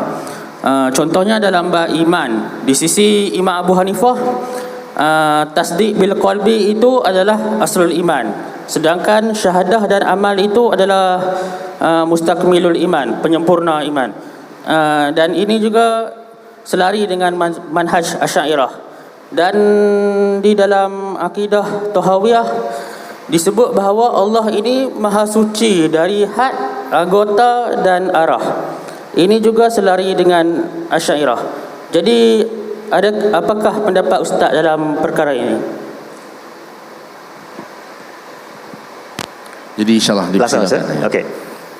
Bismillah, alhamdulillah. Ya, akidah Asy'ariyah dengan akidah Hanafiyah dalam persoalan iman berbeda. Ya, berbeda. Dalam akidah Hanafiyah, iman itu definisinya atau pengertiannya adalah keyakinan dalam hati plus pernyataan dengan lisan. Ada dua, keyakinan dalam hati dan pernyataan dalam lisan. Adapun amal dikeluarkan dari definisi iman. Kalau kalangan pendahulunya seperti Abu Hanifah sendiri, kemudian beberapa murid yang dekat dengan beliau tetap memasukkan iman sebagai syarat dari, memasukkan amal sebagai syarat dari iman, tapi bukan masuk sebagai rukun iman, tapi merupakan syarat. Ini intinya juga samalah, mirip atau serupa. Kita tahu dalam fikah misalnya niat, orang niat solat itu dijadikan oleh mazhab Syafi'i sebagai rukun, oleh mazhab Hambali dijadikan sebagai syarat. Tapi dua-duanya konsekuensinya sama, kalau tidak dilakukan tidak sah. Nah, begitu juga ini. Jadi iman bagi Abu Hanifah itu keyakinan dalam hati dan ucapan dalam lisan, tidak termasuk amalan. Tapi kalau amalan tidak dilakukan, dua ini juga tidak sah. Ya, kalau bagi ahlu sunnah wal jamaah yang lebih senior, kalangan as-salaf as-soleh, pengikut para sahabat, juga kalangan tabi'in dan atba'ut tabi'in serta para imam sampai sekarang, mereka tegas-tegas mengatakan al-imanu qaulun wa amal. Qaul itu artinya perkataan dalam hati dan lisan, amal itu artinya perbuatan dalam hati maupun dalam anggota badan. Ya. Jadi ada mengungkapkan seperti Imam Ats-Tsauri qaulun wa amalun wa niyyah, supaya mencakup tiga-tiganya. Ya. Ada mengatakan qaulun wa amalun wa niyyah dan muwafaqatus sunnah, amalannya harus sesuai dengan sunnah. Tapi intinya ini yang diperjuangkan, memasukkan amal sebagai bagian inti dari akidah. Adapun dalam mazhab Al-Asy'ari yang lebih dikenal, ya, terutama diperjuangkan oleh Al-Baqillani, mereka hanya mengatakan iman itu hanya tasdik saja, percaya, itulah iman. Adapun amal dan syahadat ini bukan bagian dari definisi iman. Jadi definisi iman dalam mazhab Asy'ari lebih minimalis dibanding mazhab Hanafi, dan keduanya lebih minimalis dibanding mazhab Salafi. Ini secara yang beredar di kalangan mutakalliminnya, ya. Tapi kalau kita lihat kalangan Asy'ariyah, khususnya dari kalangan fuqaha, mereka lebih mengikuti mazhab Syafi'i bahwa al-imanu i'tiqadun bil jinan wa qaulun bil lisan wa amalun bil arkan. Banyak Asy'ari atau kalangan Asy'ariyah yang lebih mengikuti konsep ini, konsepnya para fuqaha dan konsepnya salaf termasuk Imam Syafi'i, dibanding konsepnya Al-Asy'ari, ya, yang ternyata serupa dengan konsepnya As-Solihi, salah satu kalangan Murji'ah Jahmiyah, ya, yang mengatakan bahwa iman itu hanya tasdik saja. Nah, ini sisi perbedaannya. Tapi kalau kita lihat sisi kedekatannya, ternyata mereka juga punya konsep orang yang amalannya amalan kafir itu menunjukkan bahwa kepercayaan hatinya tidak benar. Nah, jadi tetap dia akan menyalahkan orang yang melakukan perbuatan kafir, tapi bukan karena perbuatan kafir itu membatalkan iman secara langsung, tapi karena itu menunjukkan bahwa tasdiknya dalam hati tidak benar. Macam itu, ya. Jadi beda antara mazhab Al-Asy'ari dan mazhab Hanafi dalam persoalan iman. Nah, yang kedua tadi saya lupa lagi. Yang itu saja. Itu saja. Ya. Okey, terima kasih. Ada soalan lagi insya-Allah. Jadi jelaslah tadi jawapan tadi dan diberi dengan contoh-contoh. Jadi ada satu soalan bertulis yang disampaikan di sini, iaitu adakah akidah salaf itu sahaja yang benar? Manakala akidah Asy'ariyah itu salah. ataupun terdapat perbezaan di sudut ini? Bagaimana? Adakah akidah salaf? Adakah akidah salafus salih itu saja yang benar, manakala akidah Asy'ariyah itu salah? Ya. Jadi begini, kalau ada dua akidah yang bertentangan, ya. Yang satu mengatakan A, yang satu mengatakan bukan A. Apakah mungkin dua-duanya benar? Coba tuan-tuan jawab. Kalau satu mengatakan A, yang satu mengatakan bukan A, apakah mungkin dua-duanya benar? Tidak mungkin. Yang benar hanya salah satu. Yang ini saja atau yang ini saja. Ini kalau bertentangan, ya. Ini bila bertentangan. Tapi kalau tidak bertentangan, ya, tapi bersifat tambahan, nah, bersifat tambahan, maka ini mungkin saja. Ya, mungkin saja dua-duanya benar apabila bersifat tambahan. Misal apa? Misalnya kita tahu dalam akidah yang benar bahwa Allah Subhanahu wa taala akan memasukkan orang-orang yang beriman ke dalam surga. Ya. Setelah diampuni dosanya, kalau ada dosa akan dimasukkan ke dalam surga. Lalu ada akidah yang lain mengatakan akan memasukkan mereka ke neraka. Ini pasti salah satunya salah, ya. Tapi kalau kemudian ada tambahan, selain Allah mengisi surga dengan orang yang beriman, ketika di dunia Allah juga akan menciptakan makhluk-makhluk baru, lalu ditambahkan juga sebagai penduduk surga. Ini mungkin benar, karena dia tidak bercanggah, tidak bertentangan dengan akidah yang tadi. Nah, begitu juga dengan akidah salaf dan akidah Asy'ari. Akidah salaf karena berasal dari kalangan sahabat, tabi'in dan para pengikut mereka yang rujukannya adalah Al-Quran dan Sunnah, ya. Hal-hal yang mereka ijma', hal-hal yang para salaf itu ijma', ini pasti benar. Sehingga yang selain itu pasti keliru. Begitu juga kalangan imam mutaqaddimin ijma', ketika mereka misalnya ahlu sunnah setelah era generasi salafus soleh, ya, ijma' bahwa Al-Quran itu ghairu makhluk, Al-Quran bukan makhluk. Karena Al-Quran firman Allah, firman tidak mungkin yang berfirman itu khalik sementara firmannya makhluk. Karena justru Allah menciptakan makhluk dengan firmannya, kun atau kuni bardan misalnya ke api. Maka pastilah firman Allah tidak makhluk, dan Al-Quran adalah firman Allah, maka Al-Quran tidak makhluk. Ini mereka ijma'. Walaupun itu belum dibahas oleh kalangan sahabat dan tabi'in, maka ini pasti benar. Sehingga yang mengatakan Al-Quran makhluk pasti salah. Mau Mu'tazilah, mau Asy'ari, mau apapun afiliasinya, kalau bercanggah dengan sesuatu yang salaf ijma'. Adapun kalau salaf tidak ijma', ya, misalnya ada sahabat mengatakan Rasulullah pernah melihat Allah ketika Isra Mi'raj. Ada sahabat lain mengatakan Rasulullah belum pernah melihat Allah sampai beliau wafat.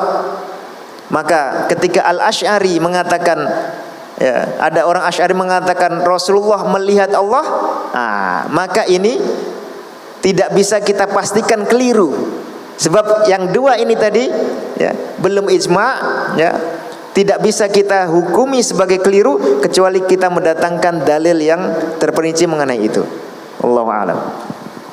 Jadi alhamdulillah jelas sekali penangan ataupun jawapan yang diberikan oleh Ustaz Al-Fadhil Ustaz Nidhal Mashhud. Jadi ada soalan lagi tak?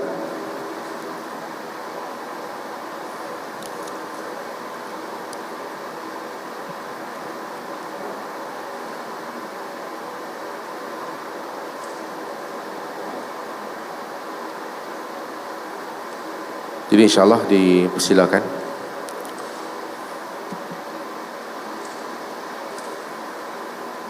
Assalamualaikum warahmatullahi. Waalaikumsalam warahmatullahi.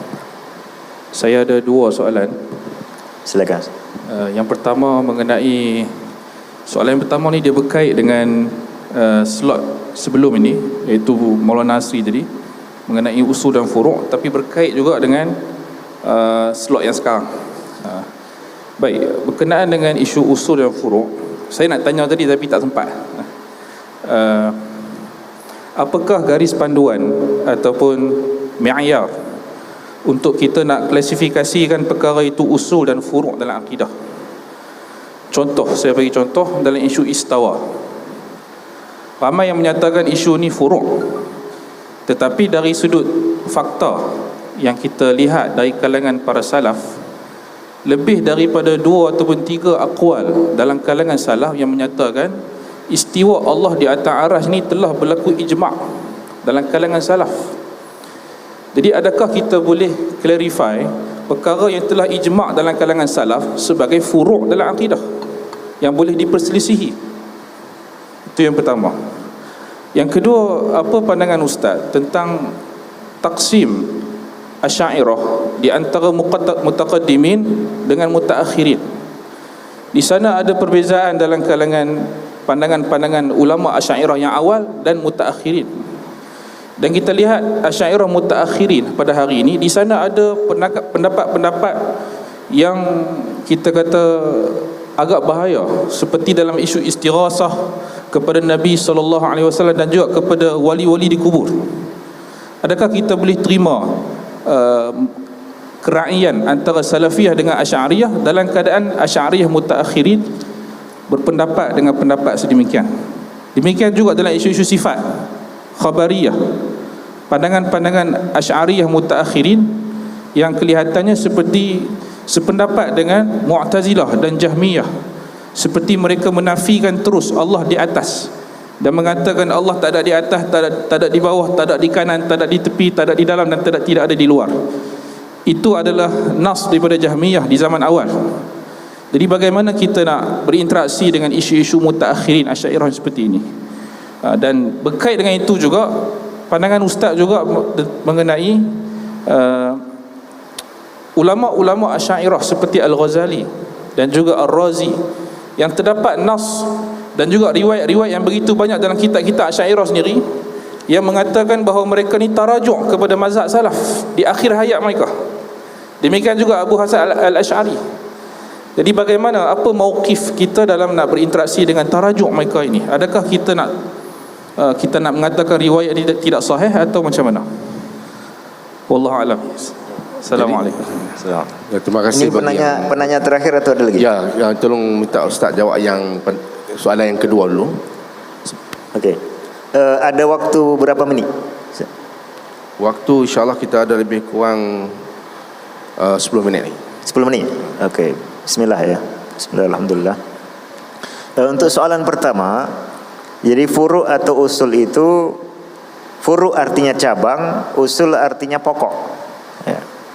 Apa yang menjadi cabang bisa juga menjadi pokok bagi perkara yang lain yang lebih detail. Nah, ini pandangan saya. Jadi sebetulnya usul atau furu' itu relatif, tidak bisa menjadi patokan untuk kita menghukumi seseorang kafir atau bukan kafir hanya karena ini. Karena pembagian ini bisa kita tarik-tarik. Persoalan istiwa bisa menjadi furu' dari persoalan sifatullah, tapi dia juga menjadi usul bagi persoalan yang lebih detailnya lagi. Lalu apa cara kita menilai? Untuk menilai cukup complicated. Tidak hanya kita nilai perkaranya, tapi kita perlu nilai orang itu mengatakan ini karena apa. Apakah karena ada niatan ingin membantah syariat, ataukah tidak ada niatan itu hanya karena salah paham. Ada seseorang ya, karena sangat gembiranya dia mengatakan ana rabbun wa anta abdun misalnya, salah ucap. Ini perkara sangat mendasar, tapi karena dia mengucapkannya bukan karena ingin mendurhakai Allah ya. Ada orang yang berpesan kepada anaknya supaya kalau meninggal nanti dibakar, kemudian abunya ditebar ke laut, karena dia takut kalau Allah mampu membangkitkan dia akan disiksa dengan siksa yang luar biasa. Ini pendurhakaan terhadap kemampuan Allah membangkitkan hamba, tapi dia mengatakan itu karena salah pikiran, bukan karena sengaja ingin menolak syariat. Maka di sini ada yang namanya udzur.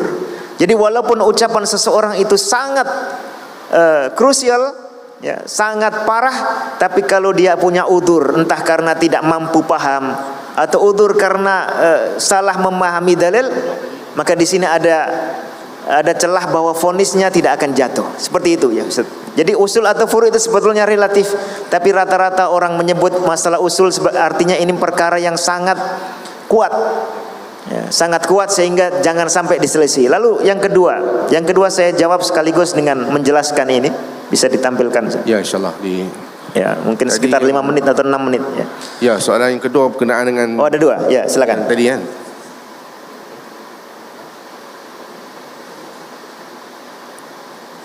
Oh, jadi buka slide lah untuk Ya, buka slide sekaligus jawab soalan kedua. Akan ada masuk di penjelasan ini. Ya, mengenai Asy'ariyah, Mutaqaddimin, Mutaakhirin, apa saja perkara-perkara baru yang mereka ada beza di situ. Ya, betul Ustaz. Ya. Sudah ditampilkan Ustaz? Oke, tadi saya menyebut di sini ada setidaknya 10 perkara. Ya, sebetulnya banyak. Tapi ingin kita ringkas sedikit, masing-masing saya jelaskan mungkin 1 menit. Pertama, perkara pembuktian Tuhan. Nah, tadi sudah kita bahas di dalam Al-Quran, keyakinan terhadap Allah itu fitrah. Sejak awal ya, Rasulullah juga menegaskan bahwa Allah mengatakan khalaqtu ibadi hunafa fajtalathumus syayatin. Aku sudah menciptakan hambaku itu dalam kondisi hanif, akan condong pada tauhid. Ya, sehingga tidak perlu orang mencari bukti keberadaan Allah, karena itu sudah dia ketahui secara alami. Nah, tetapi umumnya dalam mazhab Asy'ari dianggap bahwa mengetahui Allah itu kasbi, harus dicari, sehingga mereka mewajibkan orang yang baru baligh untuk melakukan nadhar atau analisis. Nah, ini sangat rawan karena kalau nadharnya gagal, dia gagal imannya.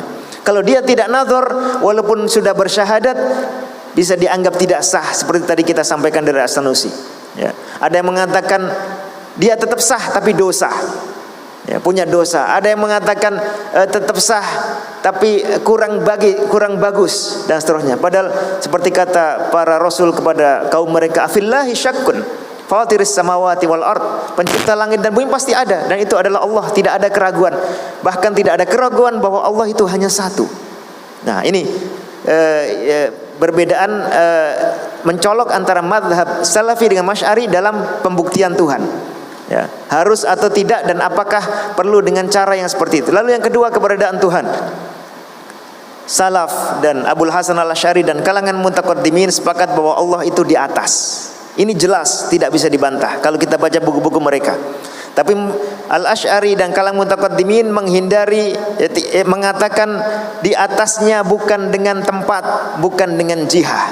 Ini perkara teknis. Tapi kalau kita lihat kalangan berikutnya, mulai ada yang mengingkari keberadaan Allah di atas, bahkan mengingkari isyarah. Sementara kalau kita baca bukunya Mutaqaddimin sudah sangat berbeda. Bahkan Abul Hasan Al-Asy'ari dalam Ibanah menyetujui doa umat Islam, ya sakinas sama, wahai yang tinggal di langit. Ya, tentu bukan dalam maksud tempat seperti konsep Abul Hasan, tapi menunjukkan di atasnya. Lalu tentang sifat Tuhan. Nah, kalangan Al-Asy'ari dikenal, Al-Asy'ariyah dikenal sebagai bagian dari kalangan Sifatiyah. Selamat datang, Dato'. Ya. Kalangan Sifatiyah itu kalangan yang menetapkan Allah punya sifat. Nah, ini berbeda dengan Jahmiyah dan Mu'tazilah. Dalam hal ini sama, ya, antara mazhab Salafi dengan mazhab Asy'ari. Tetapi kalangan Asy'ariyah mengingkari sifat-sifat perbuatan, menganggap bahwa Allah tidak menyandang perbuatannya. Mereka mengatakan al-fa'il man fa'alal fi'la la man qama bil fi'l. Jadi menganggap bahwa suatu perbuatan bisa terpisah dari pelakunya. Nah, itu kalangan Asy'ariyah.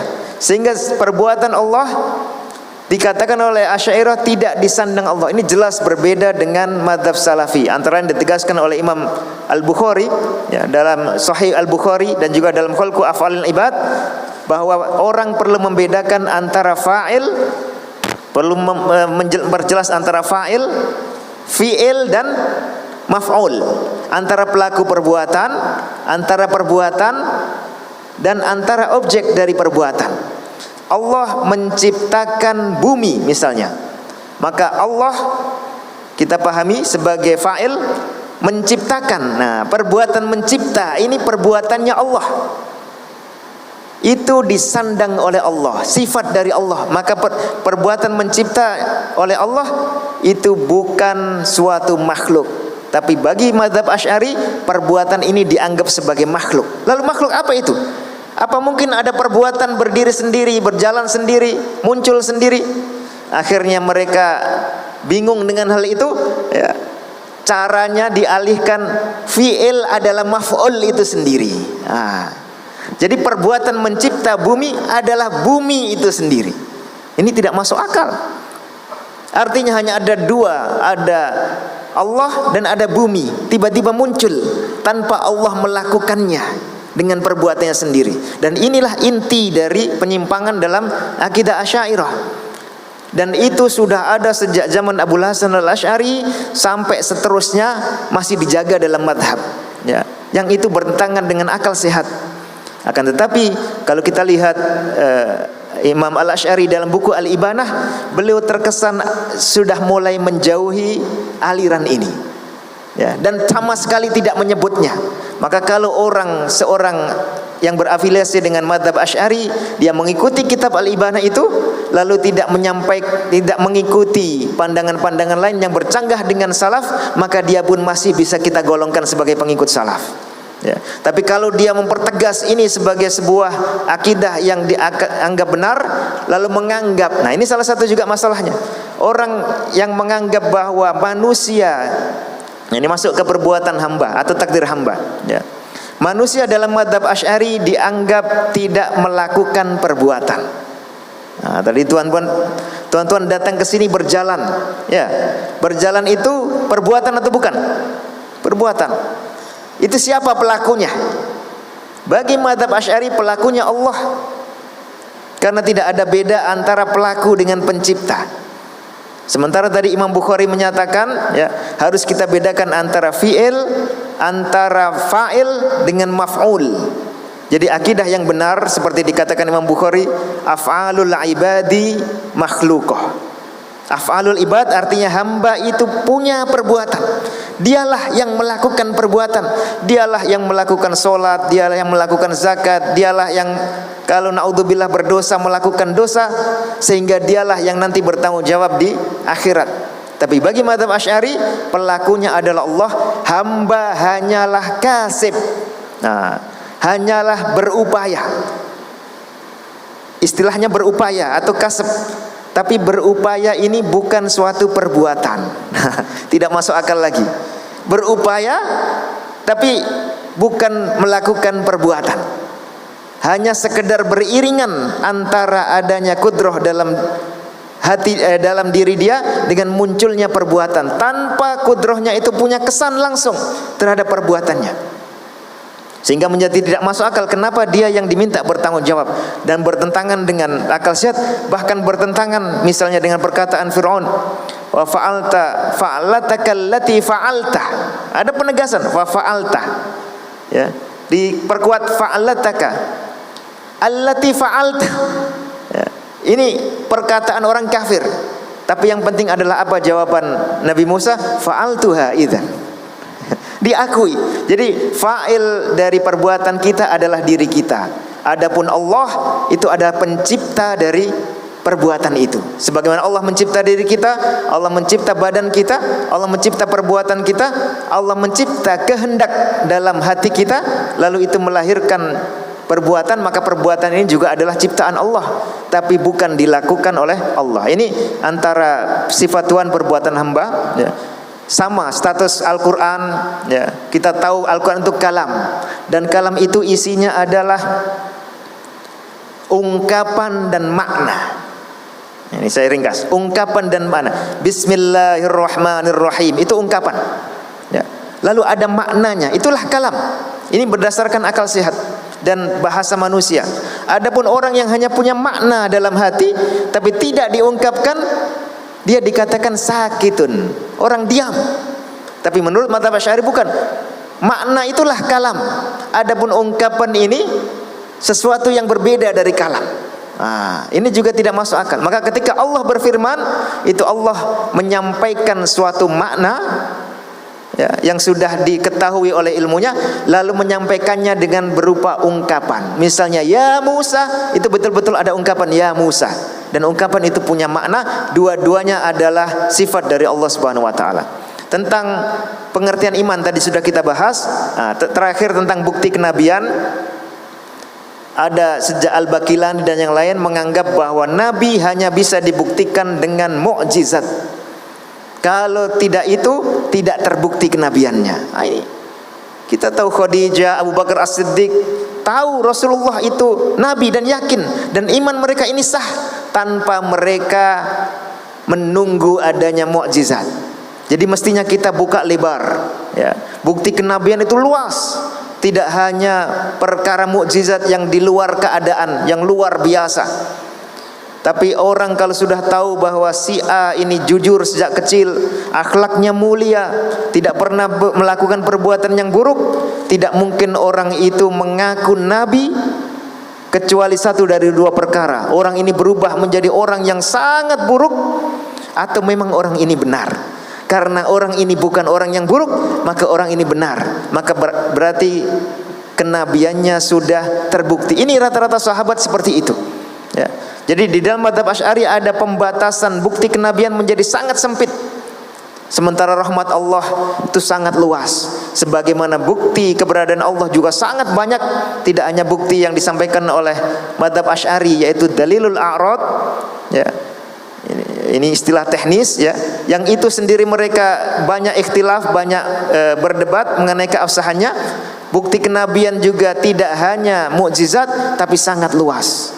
Bukti keberadaan Allah itu sangat banyak. Setiap satu makhluk kita tahu ada biji, 1 minggu dia berubah menjadi tunas misalnya, lalu 1 bulan dia berubah menjadi pohon, seterusnya setelah 3 bulan dia memunculkan buah. Tidak mungkin ini muncul tanpa ada pencipta. Otomatis pencipta ada.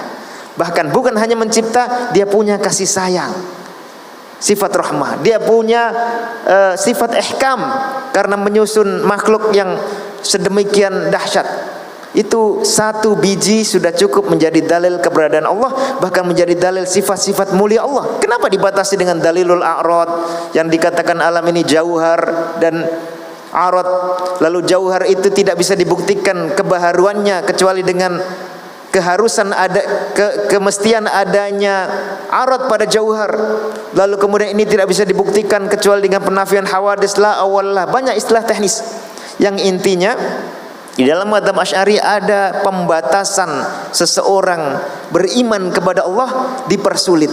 Nah, yang seperti ini perlu kita kritik, perlu kita koreksi supaya kembali kepada manhaj salaf ya, bahwa bukti keberadaan Allah itu sangat luas ya, dan bukti kebenaran Rasulullah itu sangat besar, sehingga dengan mudah orang yang punya pikiran yang sehat dengan mudah akan percaya kepada Allah, dengan mudah percaya kepada Rasulullah, dan dia tidak perlu mempersulit, tidak perlu memperkarakan, tidak perlu menganggap bermasalah ayat-ayat dan hadis-hadis yang menjelaskan sifat-sifat Allah. Bagaimana mungkin Allah menurunkan Al-Quran yang justru zahirnya bermasalah? Allah Maha menjelaskan dengan penjelasan yang terbaik dan dengan penjelasan yang bermanfaat, dengan penjelasan yang tidak menyisakan keraguan. Nah, ini inti perbedaan yang di situ terlihat dengan jelas ya. Keunggulan metode salaf ya, yang kadang-kadang kita temukan pendukungnya di dalam mazhab Asy'ariyah itu sendiri ya. Dan itu bisa kita manfaatkan kedekatan seperti ini ya, untuk mencari titik temu ya, bukan untuk berkonfrontasi. Kalau sudah dapat titik temu dan itu disepakati benar, maka ini menjadi modal untuk kita membahas perkara-perkara yang lebih rinci ya, karena kita sudah punya kesepakatan yang disepakati bersama. Barangkali itu Ustaz ya, kurang lebihnya saya mohon maaf, dan saya pribadi sangat terbuka ya, di luar kegiatan atau acara ini yang ingin berdiskusi, ingin menyampaikan pandangan, menyampaikan koreksi atau opini ya. Semuanya kita bertujuan supaya akidah Islam itu betul-betul bisa kita dalami dan kita temukan dengan benar. yang kedua juga supaya umat Islam ini ya berjalan ke arah yang positif ya. Sesuatu yang sudah baik dan bagus harus dilestarikan. Sesuatu yang buruk jangan justru dijadikan sebagai penghalang kebaikan ya.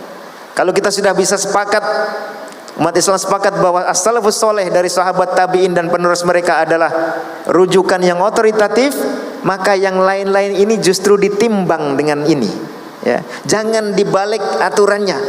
Konsep-konsep yang belakangan dijadikan timbangan untuk akidah-akidah yang dari kalangan salaf, bahkan dijadikan timbangan untuk mengukur nas Quran dan nas sunnah apakah diterima ataukah ditolak. Apakah diterima tapi diputar-putar, ditakwil ya, atau diterima tapi tidak usah dianggap ada maknanya, ditafwid. Ya, ini justru menjadi ayat-ayat ya, yang diturunkan Allah menjadi pemutus perkara di antara perselisihan umat manusia. Aku qouli hadza wa astaghfirullah li wa lakum. InsyaAllah, terima kasih, Alhamdulillah atas penerangan yang begitu panjang lebar dan jelas.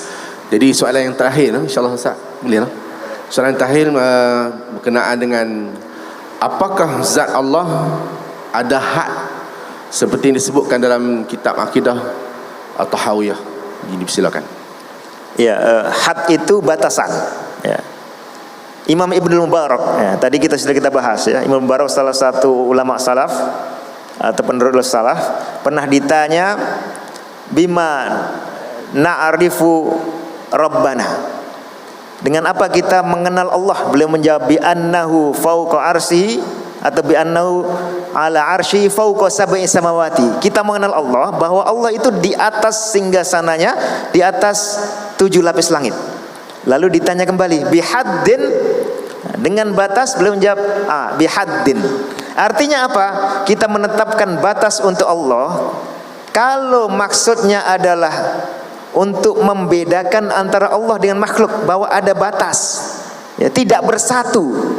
Itu artinya batas ya. Kalau sesuatu dicampur, misalnya teh tarik itu kan ada teh, ada susu, tidak ada batas, campur, itulah tidak ada batas. Allah tidak mungkin seperti itu dengan makhluknya. Zatnya pun berbeda ya.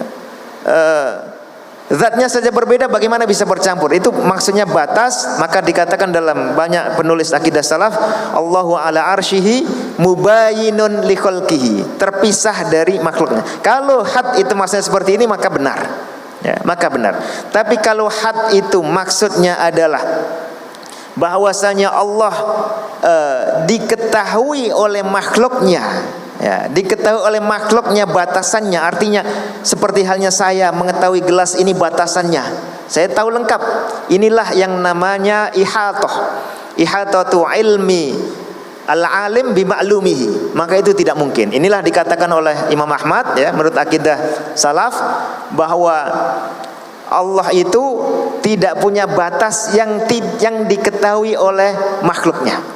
Nah, tapi batas bahwa Allah berpisah dengan makhluknya itu pasti. Kalau tidak, maka jadinya seperti akidah hulul, Allah nyampur dengan makhluknya ya. Atau akidah Jahmiyah, Allah tidak punya posisi tersendiri. Allahu a'lam. Jadi alhamdulillah, itulah jawapan-jawapan kepada soalan-soalan ditujukan kepada Al-Fadil. Maaf, saya tambahkan satu saya. Ya boleh, Syah. Kadang-kadang ada yang maksudnya had itu Allah terhad dalam arti terbatas kekuatannya, terbatas kekuasaannya, terbatas ilmunya. Kalau ini jelas tidak ada batas. Tidak ada batas untuk kekuatan Allah. Semua yang mungkin itu bisa dilakukan oleh Allah. Tidak ada batas untuk ilmu Allah. Semua yang ada maupun yang belum ada itu diketahui oleh Allah. Jadi kalau batas dalam arti ini jelas tidak ada. Allah tidak ada batas untuk ilmu dan kekuasaan maupun kesempurnaannya. Allahu a'lam. Jadi alhamdulillah tadi dijelaskan dengan begitu panjang lebar dan jelas daripada soalan-soalan yang ditujukan kepada Al-Fadil Ustaz Nidhal Mashhud, dan diberikan jawapan, dan insyaAllah mudah-mudahan kita mendapat jawapan yang begitu jelas daripada penyampaian beliau. Jadi para peserta seminar yang dihormati sekalian, demikian tadi pembentangan kertas kerja sesi yang kedua yang telah disampaikan oleh Al-Fadil Ustaz Nidhal Mashhud yang bertajuk perbezaan antara akidah salaf dan Asy'ariyah. Jadi insyaAllah dengan ini berakhirlah pembentangan kita kerja yang kedua. Mudah-mudahan kita semua mendapat kefahaman yang lebih mendalam tentang tajuk yang menarik yang telah disampaikan sebentar tadi. Jadi majlis mengucapkan ucapan syukran jazakallahu khairan katsira di atas kesediaan Ustaz Nidhal memberikan penerangan dan kupasan tentang tajuk yang telah disampaikan sebentar tadi.